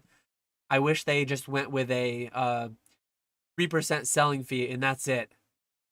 Because buyer's Wait. premiums just like obfuscates it. It just confuses it and muddies it up. But the fact that they can do it on 3% with no storage fees, there are withdrawal fees, there are submission fees starting next year. But that's gonna like I don't know what or why you'd sell through Heritage or Golden or PWCC when you're gonna pay, depending on the level you're at. I think PWCC above $1 million becomes 5%, and it's like 10% up to $1 million. Heritage Golden, I mean, if you've got the goods, if you've got $1 million card, you're gonna get 10% or less. But if you're selling Oh, a 50K card, 100%. you're selling a 50K card through PWCC Heritage Golden, you're spending 15 to 20% compared to 3% on eBay. I think that's massive. So I truly think that it's kind of there now, but it's still in the early workings. And I think if they get it polished and up and running properly, shipping worldwide, all that good stuff, that's going to do some damage in the industry.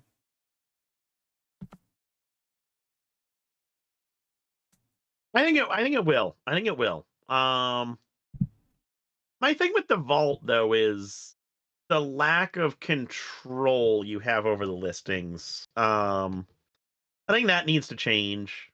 And then for me personally, I don't like not having stuff on hand.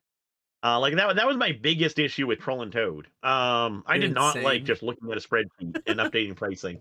You're insane. Um, That is the dream. no, that is a nightmare because then I don't care about the pricing. I don't care what I get for stuff. So I'll just keep undercutting people until I'm the lowest list. Perfect. Whereas if I have the card in hand, it makes it a little bit different for me. I don't know. Maybe I am just crazy. You are. Um,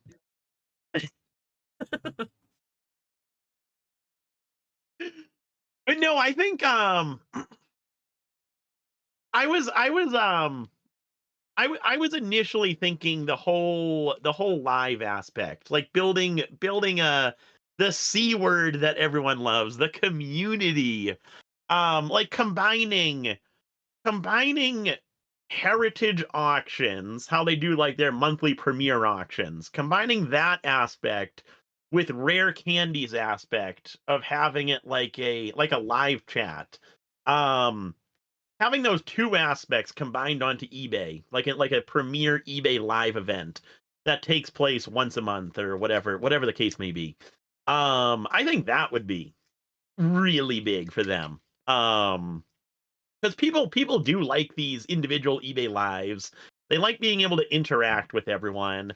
And if you could combine all of that into one and have someone that's like really knowledgeable and passionate about whatever cards they're selling for. Not that whatever that girl's name is who does the heritage auctions that does not know much about Pokemon. Someone who can like tell you the whole backstory, where this card came from, what the historical significance is. I think that would be really good, and people would want to tune into that to see what cards are selling for, learn more about the cards, just talk to everyone in the chat and have a good time. It would be. I think it would turn into like how like the E4 Discord was on PWCC nights with the when they were back on eBay. I think that would get really big. I personally am not a big fan of how Heritage and Golden do it. I like that it's like a once in an X amount of duration event, monthly, quarterly, whatever it is. Mhm. Whereas eBay is like based on whenever they start it. I don't really like though the whole live thing, the whole like snake oil salesman type stuff that comes up. Some of the things that they say to coax out bids. I like the more pure like here's the item, here's the photos, here's the description, here's the item specifics. This is what it is. Bid or don't bid. Like and I know like I've only gone in a couple of your live streams. I know that you're not like snake oil salesman type pumping certain things but the more live things you do, the more it feels like whatnot. Like there are times that I tune into a whatnot stream. I hear that kind of stuff out of people at Heritage that have auctioned for 50 years. I hear it. I'm not a huge fan personally. It's exciting to go in item after item, the extended bidding. It's great for the seller, I think. Generally, having anti snipe, having add 30 seconds, add whatever. I think that's better for the seller than the buyer. But I like I think eBay's platform is just doing everything the best. I think on the super low end, uh, eBay standard envelope just completely revolutionizes sub $20 selling, and Oh yeah. they have the biggest reach. They have everything on their side, I think. And the eBay Vault, I feel like Troll and Toad Evo was more underrated than the eBay Vault is, but I think the eBay Vault is like criminally underrated for what it is and what it could be. It's not fully there, certainly, by any means. International visibility and some of the glitchy type things that go on. But that's why I personally I've auctioned a couple things through there. But I would if ever I have a consigner request an auction, I will do an auction. But if and when they do it through the eBay vault, I will like heavily contextualize. I will heavily, hey, international bidders probably won't be able to do this unless they have a PWCC vault set up, unless they have an eBay vault set up. But once that, if that gets rectified, I think eBay is just going to really crush other markets, crush other competitors in the market. It is crazy how much focus they are putting on TCGs right now. Between the vault, the lives, TCG player, eBay standard envelope, they're putting a lot of focus on cards. Yeah, yeah, they're definitely vested in it for sure. And I think again, I'm bullish on them. I'm very intertwined with them. My future depends on their future largely. So I'm heavily biased. Take all this with that information. But I think they're caring more about it. I think they're showing more care about it than PWCC or Heritage or Golden. I think they're a big behemoth of a company, very slow moving. Things are clunky. It takes time. All the different teams, all the different people that have to talk about it, all the red tape that has to be cut. But I think they're going to get there, and I think they're going to do it right personally. Hmm. I And agree. I agree. if you want to sell a big item, like, I mean, Zach, within a week and a half of when Zach sent me that Charizard, maybe 2 weeks, it's in the vault and it's listed. If you wanted to send that through Heritage or Golden, PWCC would be quicker than Heritage and Golden, I think. Often it's like a couple months. And if and when that thing Yeah. sells, I'm paying out Zach the next Wednesday. If it sells on a Tuesday night late, it'll probably be like the following Wednesday. But at most, the payout for that item will take a little over a week from when it sells at most. If it sells at an optimal time, like if it sells on a Sunday night, it might be paid out within 2 days, 3 days. But a lot of the like PWCC, Heritage Golden, months, weeks to months at times often to get an item sent to when you get the money. So yeah, Yeah. I think I've ranted enough about how pro eBay I am. Hopefully they're listening. um, this was a good one. You actually Uh, sent me this. I've not yet watched. Why don't I go find it and link it? But Pokemon Radar has a great series going on where he's doing like a podcast with different people in the community. That C word. He had Rusty on that premiered last night, and yeah, I'm gonna drop that in chat for anyone who hasn't watched it yet. Go check it out. I haven't watched it yet, but Nick sent me a screenshot. Rusty showed his 90 day. So we can talk about I it. don't know if we should give it away. We should send people over to John's channel to I find guess out. go watch it for yourself. Yeah, that's actually the good way to do it. Go watch it for yourself. Rusty showed his 90 day. What way did you take his 90 day? Was it is inspirational or depressing? It was a little bit of both. It made me realize just how much of a small fry I am over here, doing absolute peanuts compared to what he's doing. But then it was also really inspirational too to see like to see like to know like you something to work up to, and I don't think I'll ever reach that level, but to know like there are like single people like Rusty only has his family helping him. He doesn't have employees or anything like that. To know that just he can be doing that kind of business in 3 months is definitely encouraging, and makes me feel better about being full time with Pokemon and doing this full time. Even though I've been doing it for years now, and I know it's good. It's nice to see like the success of other people. But then at the same time, it's also depressing. Makes me feel like I'm not selling anything.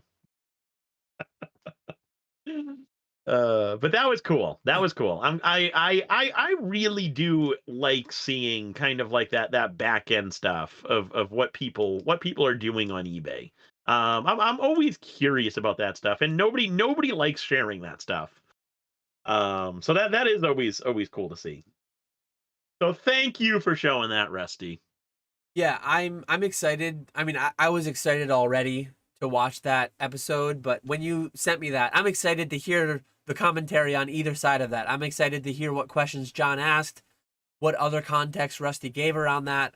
I'm really looking forward to listening to that conversation. Uh, but yeah, that transparency I think is really cool. I see it as a lot more inspirational because in a lot of ways, I think what I'm doing and getting even deeper than that, getting even outside of Pokemon, I think a lot of what I do in and out of Pokemon, like Rusty and I have similar-ish lives in some ways. Like we both live kind of out in the woods. We both are doing this like a solo operation, a little bit of family here and there helping. He definitely started his journey a lot earlier. He's definitely doing it at a much higher level. But yeah, seeing that, I mean, me today, I don't know where it would land on Rusty's journey. I don't know if I'm 2019 Rusty, 2021 Rusty, maybe 2013 Rusty. I don't really know exactly. But now I know. I mean, Rusty just pegged where he was. I know what October 2023 Rusty is doing. So someday maybe I can shoot for that. Someday maybe I can cross that. We'll have to see. But yeah, having the information, depressing would be weird. I know that it's asked as a meme, but some people do get like down on themselves. Look at all he has. Look at and this isn't just Rusty. Look at all he has. Look at those Instagram posts. I can never get that. I can never have that. That's such a weird reaction to me. Like even if it's not like I love Rusty. I think all of us in here love Rusty and look up to him for what he does for the hobby and all that. Even if it wasn't Rusty, if it was just some random person that John had on that I didn't know, it would be weird to like have a negative reaction to that. Like someone's just crushing it. But people do get that envy, jealousy, whatever it may be. And that's just such a weird reaction. I hope nobody has that over Rusty. I know that people get that though through social media, through whatever it may be. It's just kind of sad that people take those comparisons in like a negative way. But Mhm. it is what it is, I guess. And then one other thing I'll tease. I won't give it away because I want you guys to watch John's podcast. But he does talk about his COVID numbers compared to now, and it's actually very surprising. I was actually shocked when they were talking about that.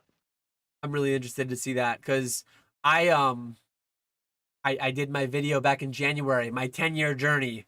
I did what my sales side, my gross sales looked like across the years. So if he shared some of his, not that again, I'm not going to compare it in a bad way, just out of curiosity to see how he progressed and how it compared to my own. Like I'm really interested to see it. Mr. Walrus It's a said, good listen. Mr. Walrus said, I saw the podcast. Dan is 16-year-old Rusty currently. Oh, that's hilarious. Um, Let me scroll back to where I was. Okay, here we go. Class at 12 says, question, what's the sell-through rate on stuff you list on general eBay versus eBay Vault? I don't keep as close of metrics as I should, but good stuff priced well sells on eBay. The sell-through rate is very proportional to what it is. Like I have some very, very niche things in eBay, on eBay and in the eBay Vault. And the higher price they are, the closer they're priced to a low list as opposed to last sold, the slower they sell. But yeah, I don't have exact metrics on, and it wouldn't even be completely useful because I just have very different inventory on my own eBay versus in the eBay Vault. But I think I'm not gonna like lie. I'm not gonna make things up. There have definitely been some consigners that have sent me a consignment, sent me some amount of items, and they just had like unrealistic expectations. There's definitely been some amount of people who within a month they're like, hey, can we just auction everything because this is selling too slow? Buy it nows are just different from auctions. Like I am catering towards a very niche corner of the market. Most people, a lot of people, look at Probstein, look at DC Sports, look at James, look at Rusty. A lot of people just want to auction. They just want to get their money quick. I'm a very niche, like special case, special consumer. And some people that are better suited for auctions have sent to me, and it's just like been a little bit more friction, and it's been a little bit more like they're probably not going to send back to me, and that's fine. Like it's not for everyone. But then I also have some very very regular customers that just love it. Hey, I've sent to auction, I've done auctions wherever before, and it's just not for me. Like I'd rather be slower, more patient, kind of like the same reasons that I use Buy It Nows generally on my own inventory, and it just works better with the right consumer, with the right, like neither one is better. They're just different. It's kind of like PSA versus CGC versus BGS. Depending on what you have, depending on what your time horizons are, depending on what your goals are, one might be better than the other. But generally speaking, eBay Vault stuff sells well. Every day I'm selling stuff from the eBay Vault, and I'm shipping off twice a month to it, and it's gone well so far. And I think right now is as bad as it will be. I think the visibility will only get better. I think the UI and the back end stuff that they do, improving their shipping policies, improving their shipping locations and all that, it's only going to get better. So being in early, being in at the start, I've been happy with it. That's with my own inventory and with consignor inventory. And I think eventually, when, not if, but when eBay becomes like PWCC level vault, I think your vault inventory is going to sell quicker than your store inventory, because there's so many people who are using the vault, and people will be able to get their card. They don't have to worry about some random seller shipping to the vault. It'll just be a transfer of ownership. Yep. So I think people will start seeking out things that are already in the vault to purchase. Yeah, I'm again biased but very very optimistic.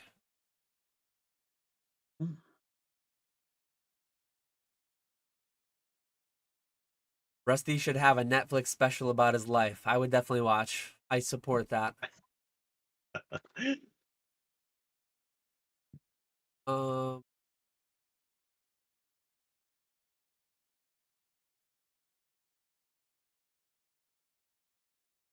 lot of comments, but I'm trying to find the questions.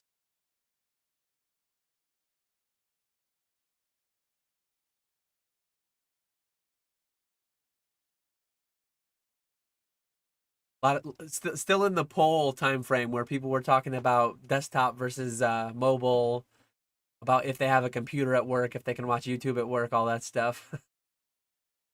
Yeah, um, you're way behind. yeah, we're at 2:41 p.m. right now. Um, Oh, so you're not that far behind.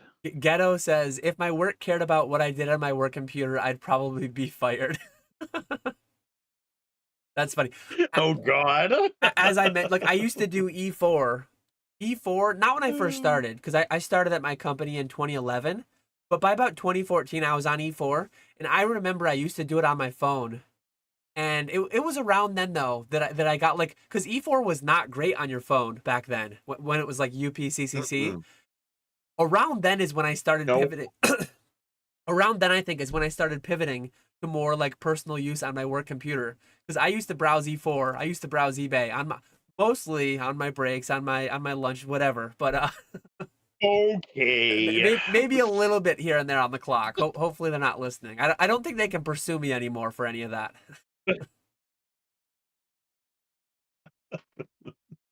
Mr. See Walrus your wants to nose know growing from over here. how many future how many future Pokemon trainers were conceived while our podcast was on in the background. Oh God. That's a I don't scary even want thought. to think about that. That's a scary thought. Hey, we're growing the hobby though. We're growing the community if that's the case, right? Oh, that's funny.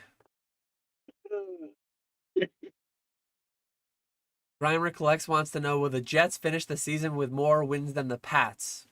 Is Zach Wilson better than Yes. Mac Jones? I say yes.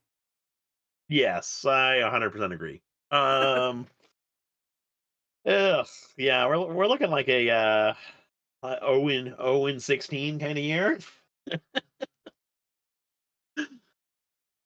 Um, Hermit Man 1 says, Dan, who gets to keep the vault inventory if you get hit by a bus or prison for tax evasion? The second one is definitely not happening. The first one I hope is not happening, but I actually have like it's not in my will. It's not in I have all that stuff though. I mean my wife and I did it later than we should have, but we do have kids, so we did do a will and all that. I have instructions essentially for my Pokemon inventory if and when something bad were to happen. I have files that can be accessed by the proper people. I have addresses, I have names, I have contact information on file for every consigner. Things that I physically have here, which isn't much anymore. Most all my consignments are through the eBay vault. So everything that's here, I physically keep contact information and shipment information with all the consignments inventory. The eBay vault, there's a 3-digit code though at the end of every title, and that will reference them back to a spreadsheet that says like, hey, uh, get the items back to these people. So if and when I were to go early, Nick would probably get a call. Maybe Rusty would get a call. Maybe James would get a call. A lot of things would be liquidated immediately, and some of that money would be used to just withdraw everything from the eBay vault and then ship it back to wherever the consigners want them to go, or auction it through the eBay vault, send out offers, whatever needs to be done. It'll be done. The money will be dispersed. The items will be dispersed. That is taken care of.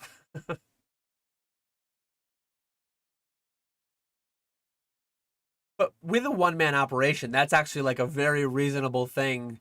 And I've had that conversation with some consigners. Some consigners have sent me so much stuff that they're like, I know it's kind of morbid, but like, what happens if? I mean, it's a reasonable question because with a Probstein, with a DC Sports, with a Z&G Emporium, you have multiple people, right? You have and who has access to what? Who can? I don't really know how that works, but I'm sure that there would be systems in place as well over there. Yeah.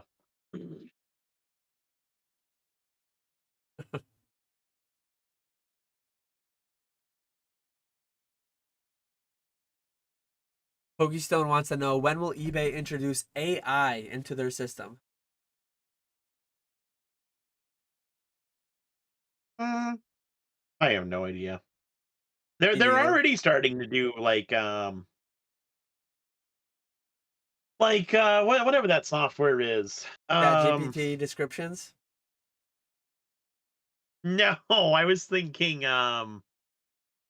you see the posts on Instagram all the time.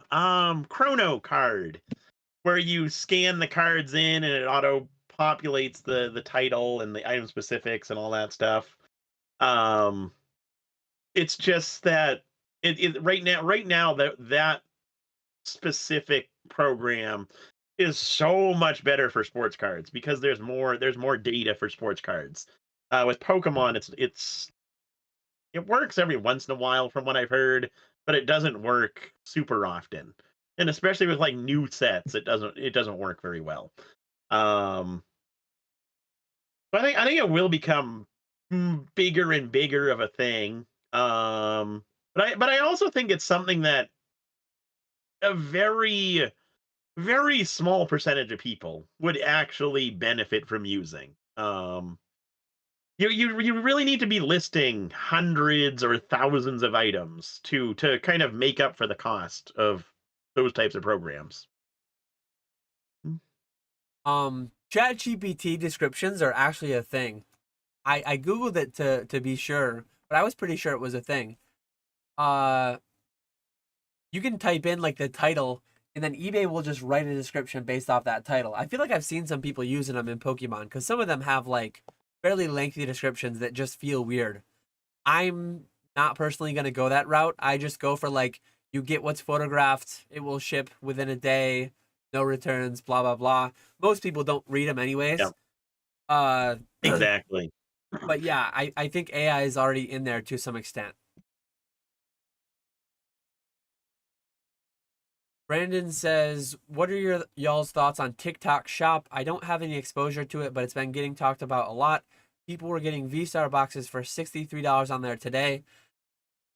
A lot of companies will do as like in their advertisement budget, they will just sell things at a loss as and consider it advertising budget. So that's probably what's going on.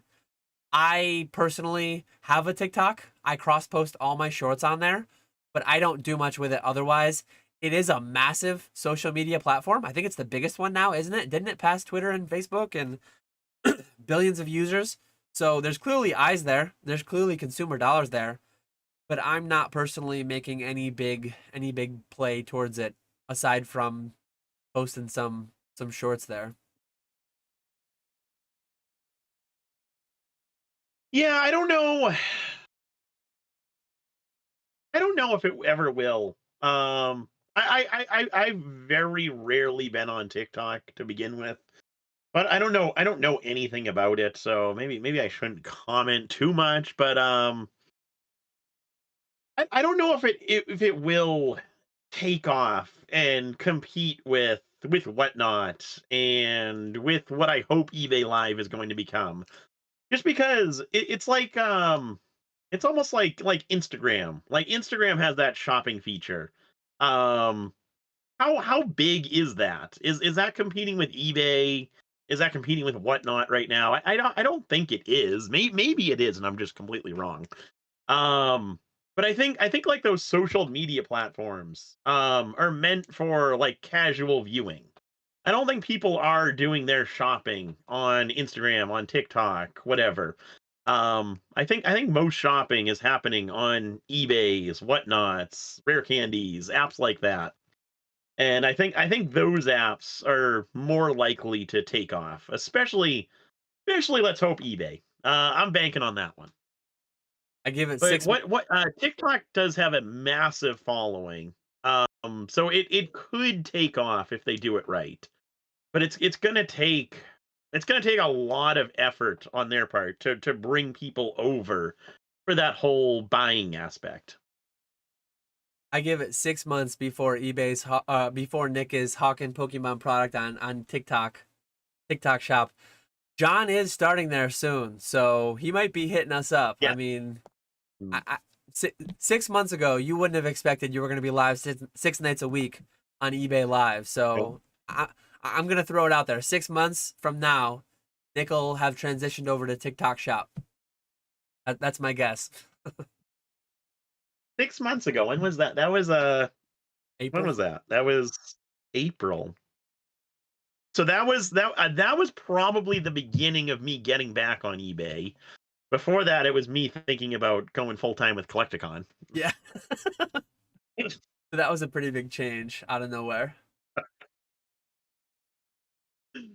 Uh, Um, Basic Trainer says, which PokeTuber consigner has objectively the best deal for the sellers?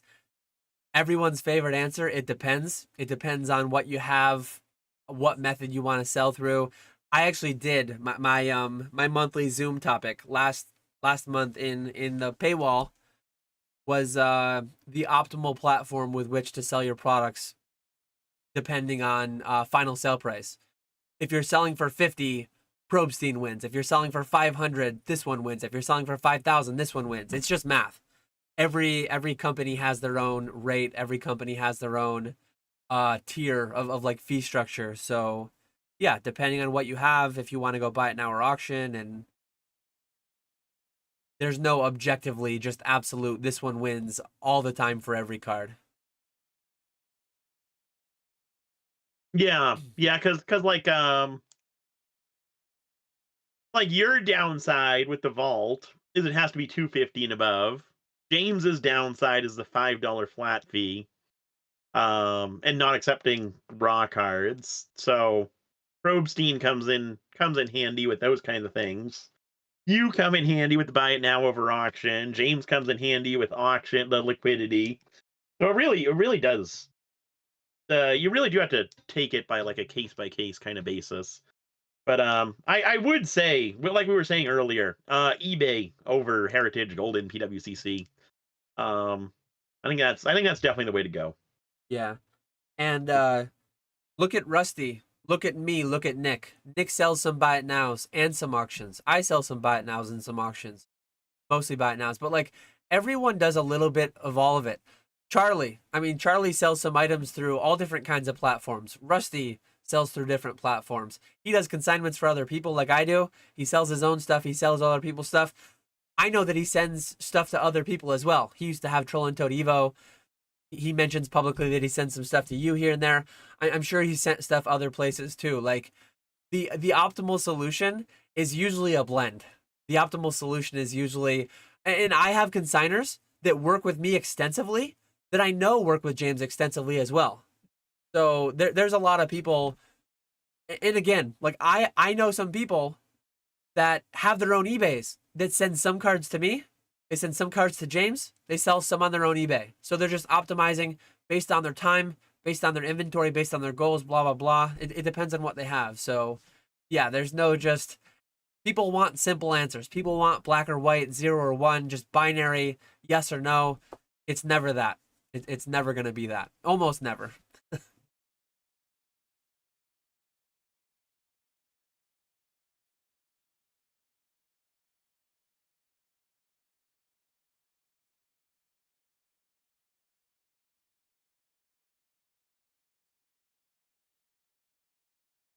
Hermit Man 1 says, my 90 days, I owe eBay $90. uh, Solid 90-day hermit, man. Keep up the good work over there. Mr. Walrus says, question, when Googling card listings, does eBay display vault or promoted listings versus all others? That's actually a really good question. I think one thing that I very underappreciate and don't think about enough is people might be searching Google for some of these cards and then they're funneled. Same way when I said eBay is clunky for searching like how to block buyers, how to automate your listing feedback, selling feedback. There might be people looking up PSA 10 Charizard in Google and then they get funneled into one of my listings. I genuinely don't know the answer of if vault listings get higher preferential ranking over promoted or non-promoted, non-vault. Like I don't know how the hierarchy of that works. I think a lot of that, even if you asked an eBay rep, some of that might fall into like the whole black box of the almighty algorithm. Like no one individually knows exactly how it all works. They might have ways to steer you, but I'm not entirely sure.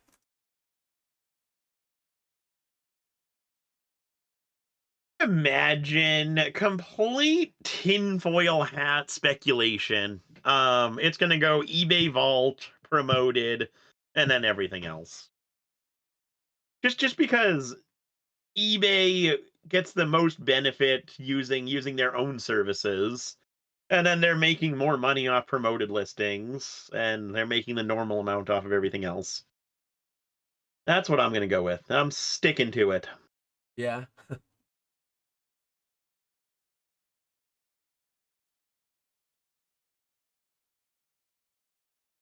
Um.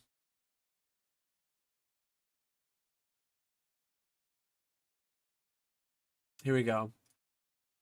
Wilt Chamberlain with the nice big stop sign for visibility, which I love to see. Question for the both of you, business wise, what is something you learned this year that you wish you would have done sooner? Good question. Hmm. Tough question. I don't know. I think I'm just perfect in every way. No room for improvement. Um, Mm. I if think I would say. Oh, go ahead. I was just gonna say, if you would ask me at various points throughout, I feel like in years past there were easier answers. But we are both improving every year, so it's a little bit harder. Like if you had asked me 3 years ago, I would have said I wish I had become an S corporation during 2020 because it cost me a lot of money not being one. I would have said 10 years ago that I wish I had separated out a business checking and a business credit card versus having all commingled with my. But Trying to think, nothing is jumping out at me that I've drastically changed this year along those lines. Did you have something you thought of? I was gonna say, getting help has been absolutely massive. Oh, don't say that. Having help. What was that? I said, don't say that. Don't say hiring an It has, employee. it has. I spent years completely against getting any type of help. And I would have a neighborhood kid occasionally help me. But then over the summer, I had someone local actually like spending a good chunk of his summer helping me out, breaking down modern product, sorting through modern bulk, that kind of stuff. And just having him help a couple hours a day was absolutely massive. And we were able to clear through a good part of my kind of like bulk backlog and get everything sorted and separated into different boxes. And now having help listing stuff is really big. So that would be my answer, because with these lives just takes up so much time now. And I finally came to the realization that I cannot do everything myself. And now it is getting so much easier. I finally understand where James is coming from. Now we got to get you on board next. I think once I start up my robot, which should be happening later this month, I think that will be my answer. That I should have gotten a robot No. sooner and then having one, because that's like an employee without like all that flesh and human emotion. It's like the optimal kind of employee. You don't need an HR department for a robot. Uh, in along those same lines, like Troll and Toad Evo. If you had asked me 3 years ago, I would have said I wish I knew Troll and Toad Evo was a thing sooner. Troll and Toad Evo is leaving me soon. The clock is ticking. I've been looking into more things. ComC. ComC I first learned about this year. I didn't first learn about it, but I first tried it this year. I've been happy with how ComC works. Check out my cards for anyone unfamiliar. Kind of like a consignment service. They do buy it nows, they do auctions. DC Sports, I've always known they were a thing. Probestein, I've always known they were a thing. I sent my first shipments to them this year. So knowing what's in my wheelhouse, knowing where my time is best spent in outsourcing the rest. That big collection that I bought late last year, almost a year now, coming up on. I outsourced a lot of the Yu-Gi-Oh to Ernesto, to DNA, to I outsourced like all the Dragon Ball to Retro. I sold off a bunch of the Naruto, but yeah, kind of employees, but not on paper. Like just utilizing other business to business. I'd rather do than hiring an employee. So I've been better.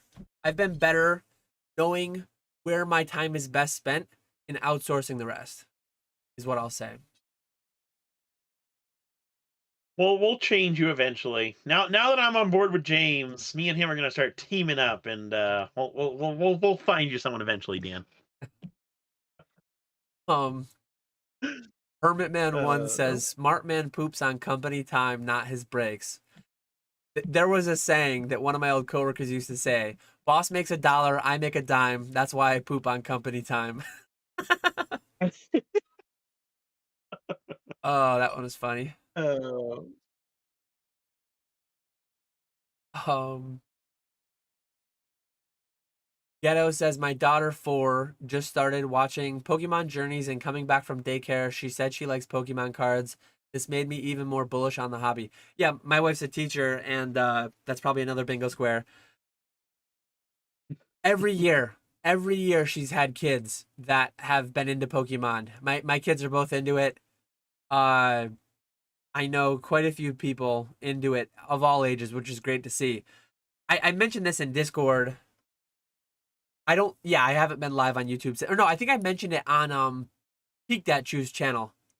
Wednesday night, I was live on Peak Dat Choose channel with classics and retro, and my neighbor, his daughter has a boyfriend, 17. He is into Pokemon. My neighbor knows that I do Pokemon full time, and he knew that his daughter's boyfriend was into it. So he's like, yeah, you guys should talk about it, see if he wants to buy anything, whatever. 17 years old. Guess what his favorite Pokemon? Guess what his favorite set is? I think I already told you, Nick, didn't I? Or no? You were telling me how he was talking about illustrators and all WotC cards and base Charizard and stuff like that. I don't think you did tell me his favorite set though. So guess his favorite Pokemon, favorite card, favorite set. They all align. His favorite card is like a chase card, and then that's his favorite Pokemon, favorite set. From what you were saying last night, I'm gonna say it's a WotC set where he was talking vintage. I don't know. I feel like base set Charizard would be the obvious answer. But I'm gonna go with our favorite and say Neo Rev Gyarados. Mudkip Gold Star Team Rocket Returns. It was I such would have never guessed it was so, that. I wouldn't have either. Cause when he first said it, I was like, okay, that must have been his starter Pokemon. And then I'm thinking, like kid's 17. Kid was born in 2006. Team Rocket Returns was like 04, 05, I think. So literally Mudkip is older than Yep. him, which blew my mind. Yeah, Mudkip was Sapphire. I think Sapphire came out. Sapphire was the last game I bought. I think I bought that in 03. So I think Team Rocket Returns might be like 04, 05, but I'm pretty sure Mudkip would have been 03 with Sapphire. So to hear that, things like that just make you bullish on the hobby because my 3-year-old's into it, my 5-year-old's into it, a bunch of my wife's 9 and 10-year-olds are into it. Then the kid next door, 17 years old, is into it. We got our Garys of the hobby. It's like it's out there. It's all over the place, which is great to see. So yeah, bullish for sure. Yeah, it is great to see. Having young kids actually like Pokemon and enjoy it. That's definitely what you need to grow the hobby. Yeah, for sure. Cheval says still live. Dan's gonna miss his plane. Are you actually going to Denver, Chevals? We didn't talk about Denver Collecticon at all, but that's this weekend, which is actually crazy.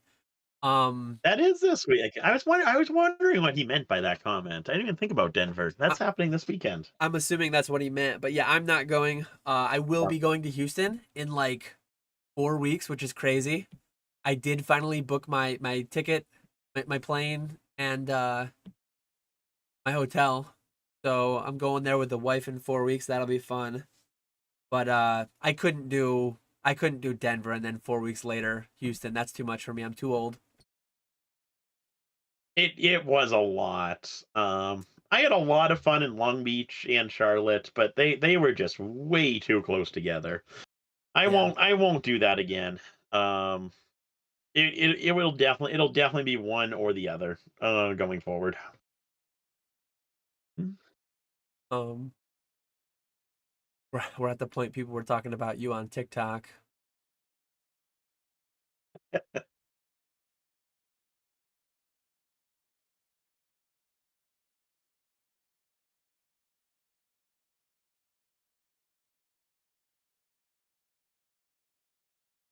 Looks like Pokestone is at a show this weekend too. Nana Collects. I don't know how to say that. Nona Collects show in or near Orlando. Mention this chat and I'll give you a prize. So if you see Pokestone this weekend at the show in Orlando area, mention that you saw him in PokeFlipz chat and he'll have something for you. Love to see it. There we go. There seems to be there's a lot of shows in Florida. Like Orlando, you have the Collecticon, you have Card Party next year. There's a big semi big show. The Miami TCG thing later on this year. You got that one that Oak and Thrifty and all them went to. And you got Card Party next Florida year. gets everything. Yeah. I think we're quickly actually almost caught up because I see James only 5 minutes ago. James says, kind of employees, but no payroll tax. Yes, I see. I never want to have an HR department. I never want to have any of that kind of stuff. Like, and I'm sure James, few employees, but he doesn't have like, I don't know at what point you get an HR department, but I don't want to have one employee, let alone 10 or 20 or whenever you'd get an HR person. Uh, I'm not about it. There's a lot of I'm ways. I'm I cannot imagine James has an HR department. No, he has that thing on his wall that he showed in one of his videos that shows like Yeah, Department yeah, of the little Labor. poster. His HR department is a couple posters saying like, "Hey, don't sexually harass each other. Don't this is what I legally have to pay you." That's his whole HR department. Oh man, though, like it was I don't know if it's because we grew to a certain size, but the company I used to work at when I started, it was like 300 or 400 people, and then a decade later it was closer to 1,000. They grew a lot while I was Mhm. there. I don't know if it was due to hitting a certain threshold, but by the last couple of years I was there, the amount of additional trainings that we had to go to, those annual meetings where, yeah, you had to just go through all these stupid videos you had to watch and all these different Mhm. HR related trainings. Man, I do not miss those whatsoever. Now that's uh, when it gets, because it's like it's stupid stuff. That's the most like irrelevant stuff that I could not stand that stuff. yeah. Uh, It's such a waste of time. that's I funny. feel bad for people who work in HR. I was just gonna say, shout out to all the HR workers out there. Sorry. Sorry anyone. I will say though, Hopefully we don't have any in the chat. those thankfully while I was there, I did not have too many interactions with HR, if any. I guess I had a couple on the way out regarding salary negotiation, things of that nature. Thankfully, no disciplinary type interactions, but they were the same people at my company who organized like the cookouts, and they did like the different company days where they bought you admission to a water park, and you'd get hamburgers and hot dogs and whatever, and they were very very nice people, but some of the presentations we had to sit through with them, they were rough. uh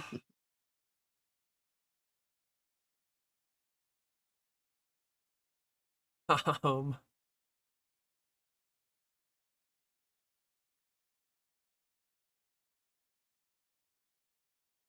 Mr. Walrus says Dan sees a kid with poor taste and makes him bullish. Okay. Team Rocket Returns, that is I've actually got a really really solid consignment that should be coming in fairly soon. Uh very very nice. That's an amazing set. Like Team EX era standout sets for me would be like Unseen Forces. It's a shame what happened with the legendary beasts, the gold stars in that one. But the EX lineup is killer in EX Unseen Forces. Team Rocket Returns is right up there as well. Fire Red Leaf Green is also solid because I'm a Kanto guy, but it doesn't have gold Yeah. stars, so that's like a big detractor for Fire Red Leaf Green. But yeah, I was pumped When you when get he the said first Charizard EX. when he said Team Rocket Returns, I was pumped for that. That was awesome. I would say that's my third choice for EX era. Mine's similar to yours. It's Fire Red, Leaf Green, Unseen Forces, Team Rocket Returns. Wilt Chamberlain says, my 9-year-old nieces love Pokemon too. I influence them by gifting them all of the cute Pokemon plushies I find at garage sales. I have tons of sitting cuties, and obviously I have tons of packs. Even if it's since I'm like the Pokemon guy in the family amongst my friends group, whatever. I'm not gonna force it upon anybody, but you know that if we're doing kind of like a gift basket type gift, if we're doing like a few little things, I've got to throw a pack of something in there. I've got to throw a pack, let them experience it, see if they get interested in it. I got to do my part to create more trainers of the future generation.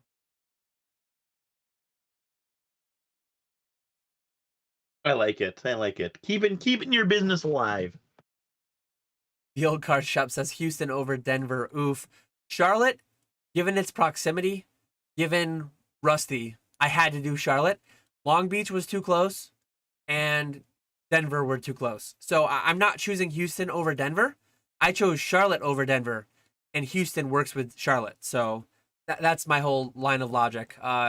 Charlotte will probably be, I can't say a definitive lock, but I like Charlotte and Orlando because they're short flights, East Coast, and I like that Orlando is in Florida in February because I'm not a big fan of heat. Card party in June, very, very unlikely I'll make it, but I don't handle super hot well. I mean, I just sweat like a crazy.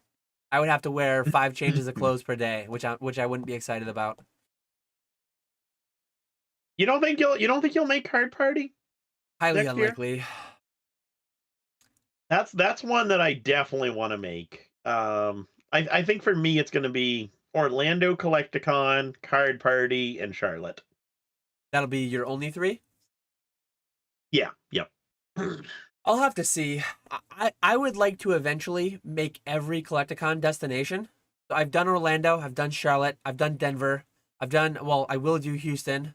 I did Dallas. I know old card shops in here, so I better say Fort Worth because actually it wasn't Dallas. um, but He made sure to make that abundantly clear. Long Beach just didn't time well for me this year. I do at some point want to hit like every different city, but I'm leaning towards, even without seeing the schedule, I'm definitely biased towards Charlotte and uh Orlando.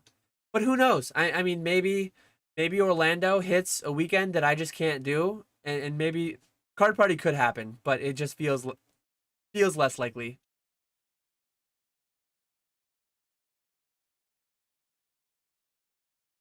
You would rather do Collecticon? Or is it just like the time of year? I really don't like the idea of Florida in June, but it's not like an absolute Nah, deal yeah. breaker.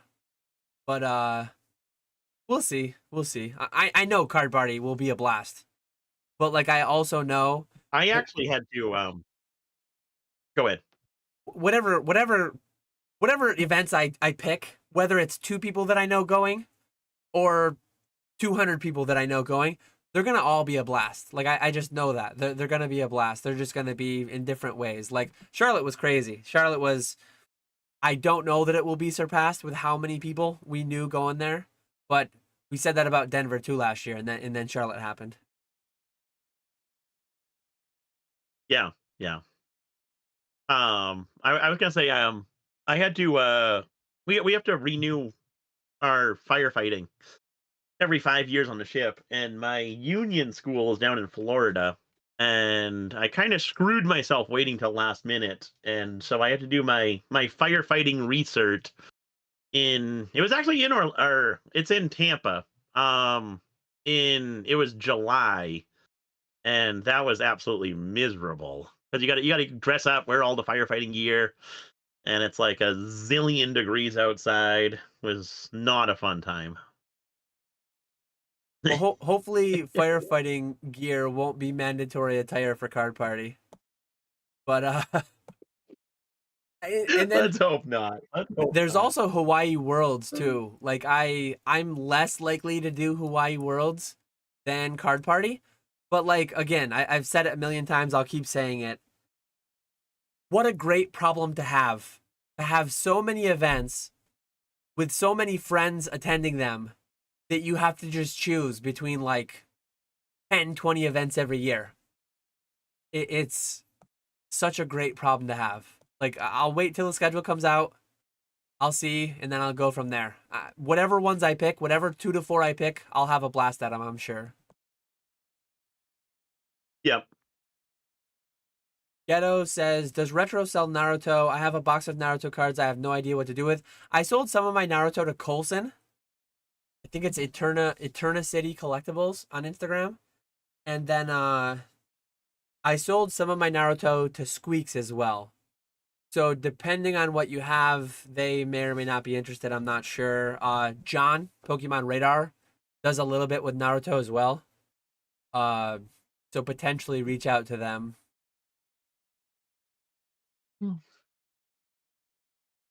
Eric Drinks Water says Nick should upload VODs of his eBay lives on his YouTube. I think they actually don't allow that, right? I do I occasionally do like little clips of like different hits that we get. The trouble is you got to do like there's no easy way to record it. You got to eBay records the lives, and then I would have to do like a screen recording of that live and then upload it onto YouTube. Mm-hmm. Mm-hmm. And I don't know, the auction, I thought doing auctions would be cool, but it doesn't actually like replay like the bid increments of the auctions. So you'd just be sitting there listening to me talk, watching the chat go.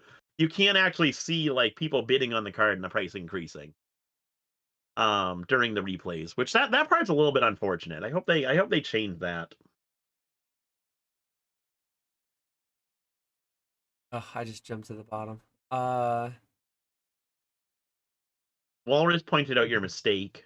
I didn't even notice that until just now. Oh, Java's not on as a guest. and it's funny because Java was 2 guests ago. So did we have that? Did we have that in the description with Zach on? We might have. Right? Because, well, I just noticed too, you said check out Java Akuma, yet you let link Zach's stuff. Oh God. Hey, we dropped Java by name. We dropped the links to Zach. So 2 lives ago we had Java on. I had Java with his links, and then when I put Zach on, I called him Java, I guess, and then I forgot to remove it for this one. So yeah, I'll try to rectify that when I'm done. I'll probably forget though, so it'll probably stay like that. The old card shop says, you think James drops his consignment rates just to try and get Probstein to notice him? I've talked with James about this before, and I think honestly, getting new customers is definitely has to do with your rates, but I think a lot more of it is about just visibility. It's crazy how hard it is to find how to even submit to Probstein, yet they absolutely kill it. Like, they don't advertise whatsoever. Good luck finding their website. Good luck finding instructions and an address where to send it. It's mind-blowing. Mind-blowing how their setup is and what they do. But yeah, I think when the time comes, James will do a combination of lowered rates, which he's done, and paid advertising, which he's also done. But I think the paid advertising honestly goes further for new customer acquisition than the rates, though it's definitely a combination. Mm-hmm. Yeah, I would say the advertising's more important than the actual rates. As long as you have competitive rates, I think you're good. And I've not And gone. even if you don't have look at Scott's like 25%, and look at how many high end items he gets. He gets a ton of high end items every month, and he charges an absurd amount of money. And Rusty's even mentioned in some of his own lives, he's like, my fees are not optimal for certain items. I think Rusty gets, just like any consignment service, I think they're more competitive in certain ranges. But Rusty's mentioned in some different lives, like, yeah, I'm open for consignments. I do them. He doesn't push them like massively, but yeah, he's there. Some people use him because they just know and trust and Rusty's their guy, so they use him, even if it might be a bit more expensive in certain price ranges. But I think his big break is, I think his big break is 5K. I think a lot of people have a break at 5K, where it gets significantly cheaper there.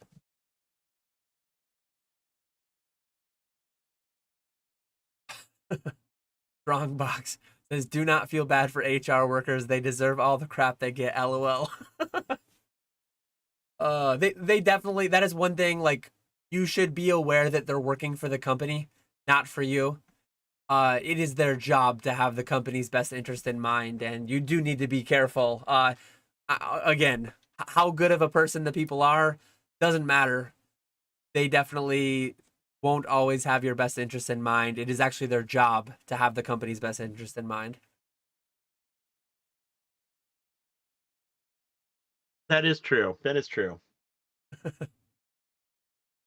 Um, Mr. Walrus says, Dan, sell me your Van Gogh merch. I missed a few items. If you actually want, uh, if you actually want these journals, I think I have these journals, and then I have 2 Pikachu tote bags, and then I have something that was flat. I think I might have like not nearly as big as these canvases, but I think I have the little art with Eevee on it. I don't really like. I might put up the Eevee thing somewhere, but I don't really care about the journals or anything. So Walrus, if you actually want them, hit me up. You don't want to. You don't want to start a diary. No. uh, uh...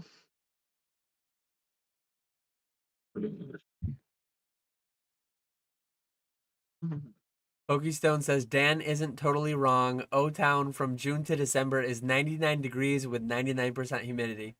That sounds pretty rough. mm-hmm. uh, No thanks.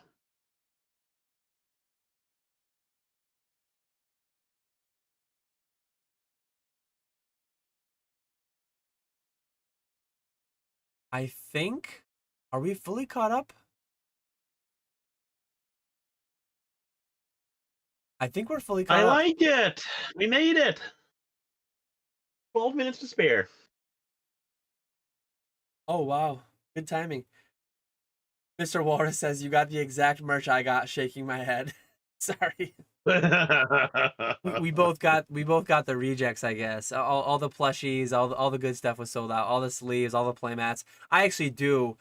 I don't want them enough to pay what they're probably going for, but if I could have gotten them at retail for my items to get with the promos, the playmats would have been what I wanted most. I don't know what it is, but I really like playmats. I all my flat surfaces that I do any pre-grading, that I do any packing, I just lay down a couple playmats. I use playmats as like a mouse pad. I don't know. I just like playmats. Speaking of playmats, we didn't mention the playmats in the UPCs. We finally got a good quality playmat for once with the little Stitch edges. it's got like the stitched edging Yep. instead of just the normal crappy playmats that they give out. So I was happy about that. Yeah, I didn't open any up yet, but I'll keep one for myself. Maybe my kids will want one. I'll give them one or two. But I did notice that. I did notice they were stitched edge. Hmm. They look Uh, nice. I like those ones. So yeah, if anyone has any other questions, we got another 10 minutes. We're gonna go. What's your weekend plans, Nick? I'm sure you're live on eBay tonight, ripping more 151. You do Saturday night too, right? So next 2 nights. Yep, I'll be live tomorrow night or tonight and tomorrow night. Auctions, pack ripping, starting at 9 p.m. Eastern if anyone wants to hop in. And then Sunday or yeah, Sunday I'm gonna go hang out with some friends down in Rhode Island. So that'll be a good time. And then in between all that, hopefully break down some of my UPCs, collection boxes. Um try and get back organized with like my monthly breakdowns. I gotta get caught back up on those at some point. So I'm gonna try and be productive over the weekend, and then Sunday into Monday, have fun with some friends. Is How that about gonna you? You yield? got any big plans? Is that gonna yield some YouTube videos, or is that just for personal use? What the Your the monthly monthly breakdowns. breakdowns? That Yeah. Oh no, that's for tax time come the end of the year. You won't share? Come on. Um, I this morning I actually didn't really work much. The kids are spending the night. The kids and the dog are spending the night at my parents' so that I can refinish my countertops. So I got a big DIY home renovation project. When we bought this house, it was a short sale. the master bathroom had been fully torn out, and the other bathrooms were there was nothing that wrong with them, but the bathrooms were in rougher shape than the rest of the house. The house is only going on 20 years old now, fairly new construction. But before we moved in, we redid 2.5 baths fully, complete gut, completely redone. We did fresh paint, fresh like lighting, appliances, all that stuff. But we didn't do the whole kitchen. And my wife wasn't crazy about our countertops. Functional, fine, little stains here and there, little issues here and there. I ended up going with like an epoxy resurfacing thing. So I did it on the island just in case it went poorly. I did it on the island first because had that went wrong, I could have just gotten like a butcher block top for the island or whatever. But it went well on the island top, so I'm gonna do it on the whole thing, and then sometime in the next month or so, my progression is going to be refinish the countertops, get a new dishwasher because I actually didn't. We got a new fridge, but we didn't get a new dishwasher. The floor's kind of ruined though in part of the kitchen and dining room because their dishwasher had leaked. When I first moved in, I replaced some gaskets and O-rings and stuff in the dishwasher so it doesn't leak anymore. But before I put in the new floor, which I want to do in the spring, I'm going to get a new dishwasher to ensure that hopefully it doesn't leak anytime soon. So yeah, Mhm. some home projects going on. This weekend is a big one, going for the refinishing. But next summer, I got my eyes set towards some big projects outside too. I'm gonna do the driveway. Gonna finally blacktop the driveway. Bite that bullet. That's a pretty expensive thing that I can't DIY either. I do all I can do. That's a tough one to do it Yeah, yourself. yeah. I I'm not gonna go rent a steamroller and a paver and dump trucks, and I'm not gonna try to finagle that. So I am gonna do my deck though. I want to redo my back deck because that's pretty rough. That'll be a pretty expensive project too. But my wife kind of wanted to do the whole kitchen before we moved in, but everything was like functional, and redoing the bathrooms was more needed, and I think our dollar went a lot further with that. Um, Walrus says, I used to think Dan was rich, but his living conditions sound bad. I actually do all the dishes in my household.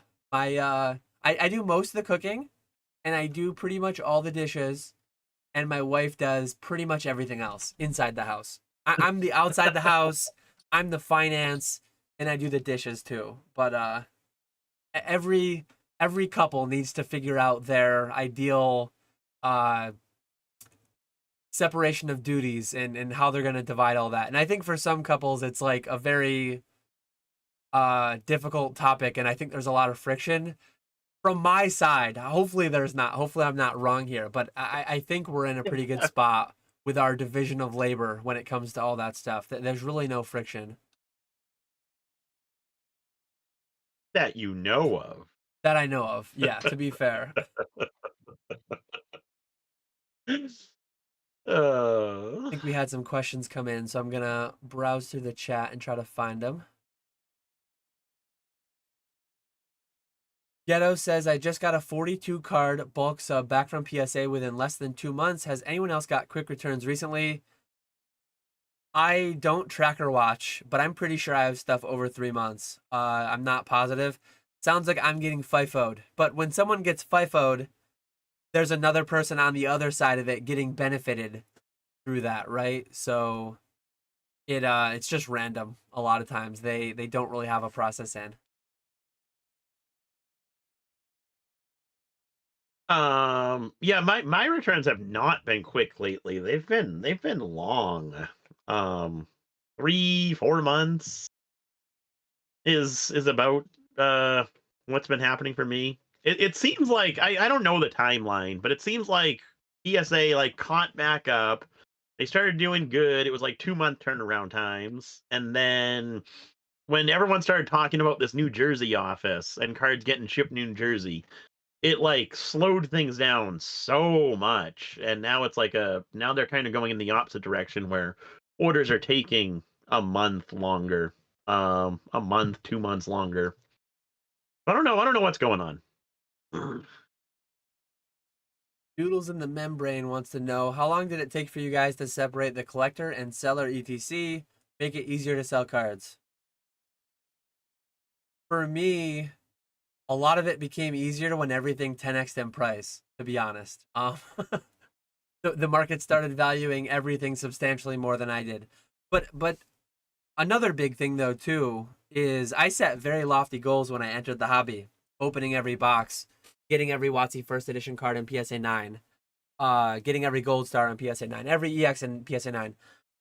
I kind of completed all my goals, and I didn't set. I mean, my next goal I set after that was getting a full set of 1 to 4 Pikachu trainers. I'm one of those guys though that like I'm good checking a box, completing a goal, and then moving on from it. And after having done that, I mean, theoretically, I would love to own like an original Japanese trophy. I would love to own a lot of cards that are pretty out of reach. Now that I'm doing consignments, it's like, I just want to sell one of them. I want to sell one of them without ever buying one of them. Sell one on behalf of someone else. So it became easier when my primary goals that I first set were all completed, and the prices just got out of reach, became astronomical. Hmm.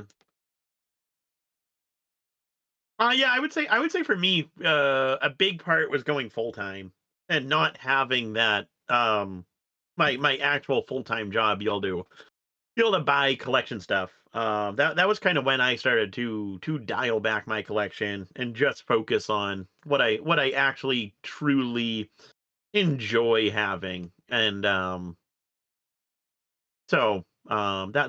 would be where it happened for me. Dark Lava Lizard, have either of you been buying or selling the Japanese 151 reverse Master Ball holos? They seem like good long-term potential considering how they were omitted from the English release. I think they're very plus EV, or at least they were for grading and flipping. I've not gone that route though. I know quite a few people who have. I'm not like speculating. I'm not like buying any of them personally. What about you? Master balls I graded a few of. Um, I'm doing holos, regular reverse holos, commons, uncommons, and it's going pretty well for me on the lives. I don't think it would go well through like normal eBay. But the master balls, I think those are gonna do well long term. I think 151 is going to be a really popular set for a long time. And the master balls are a good chase where you're only getting the one master ball per box. It's and they look really good too. I really wish English brought the master balls over, but where they didn't, I think you're gonna have a lot of people going after the Japanese sets for 151. And doing a whole set of the regular cards, the regular reverses, and the master ball reverses.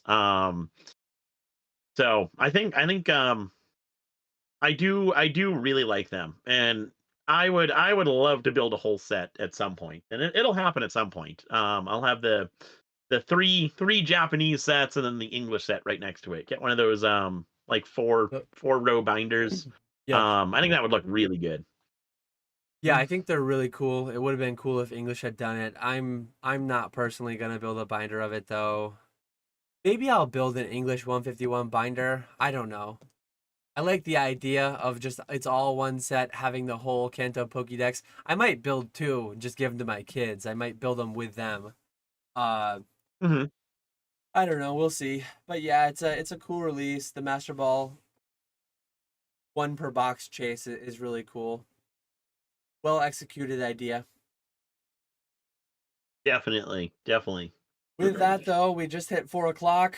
I've got to go do some epoxying and get the countertop surface. So then tomorrow's gonna be a long day of sanding and sealing, which will be the less fun day. But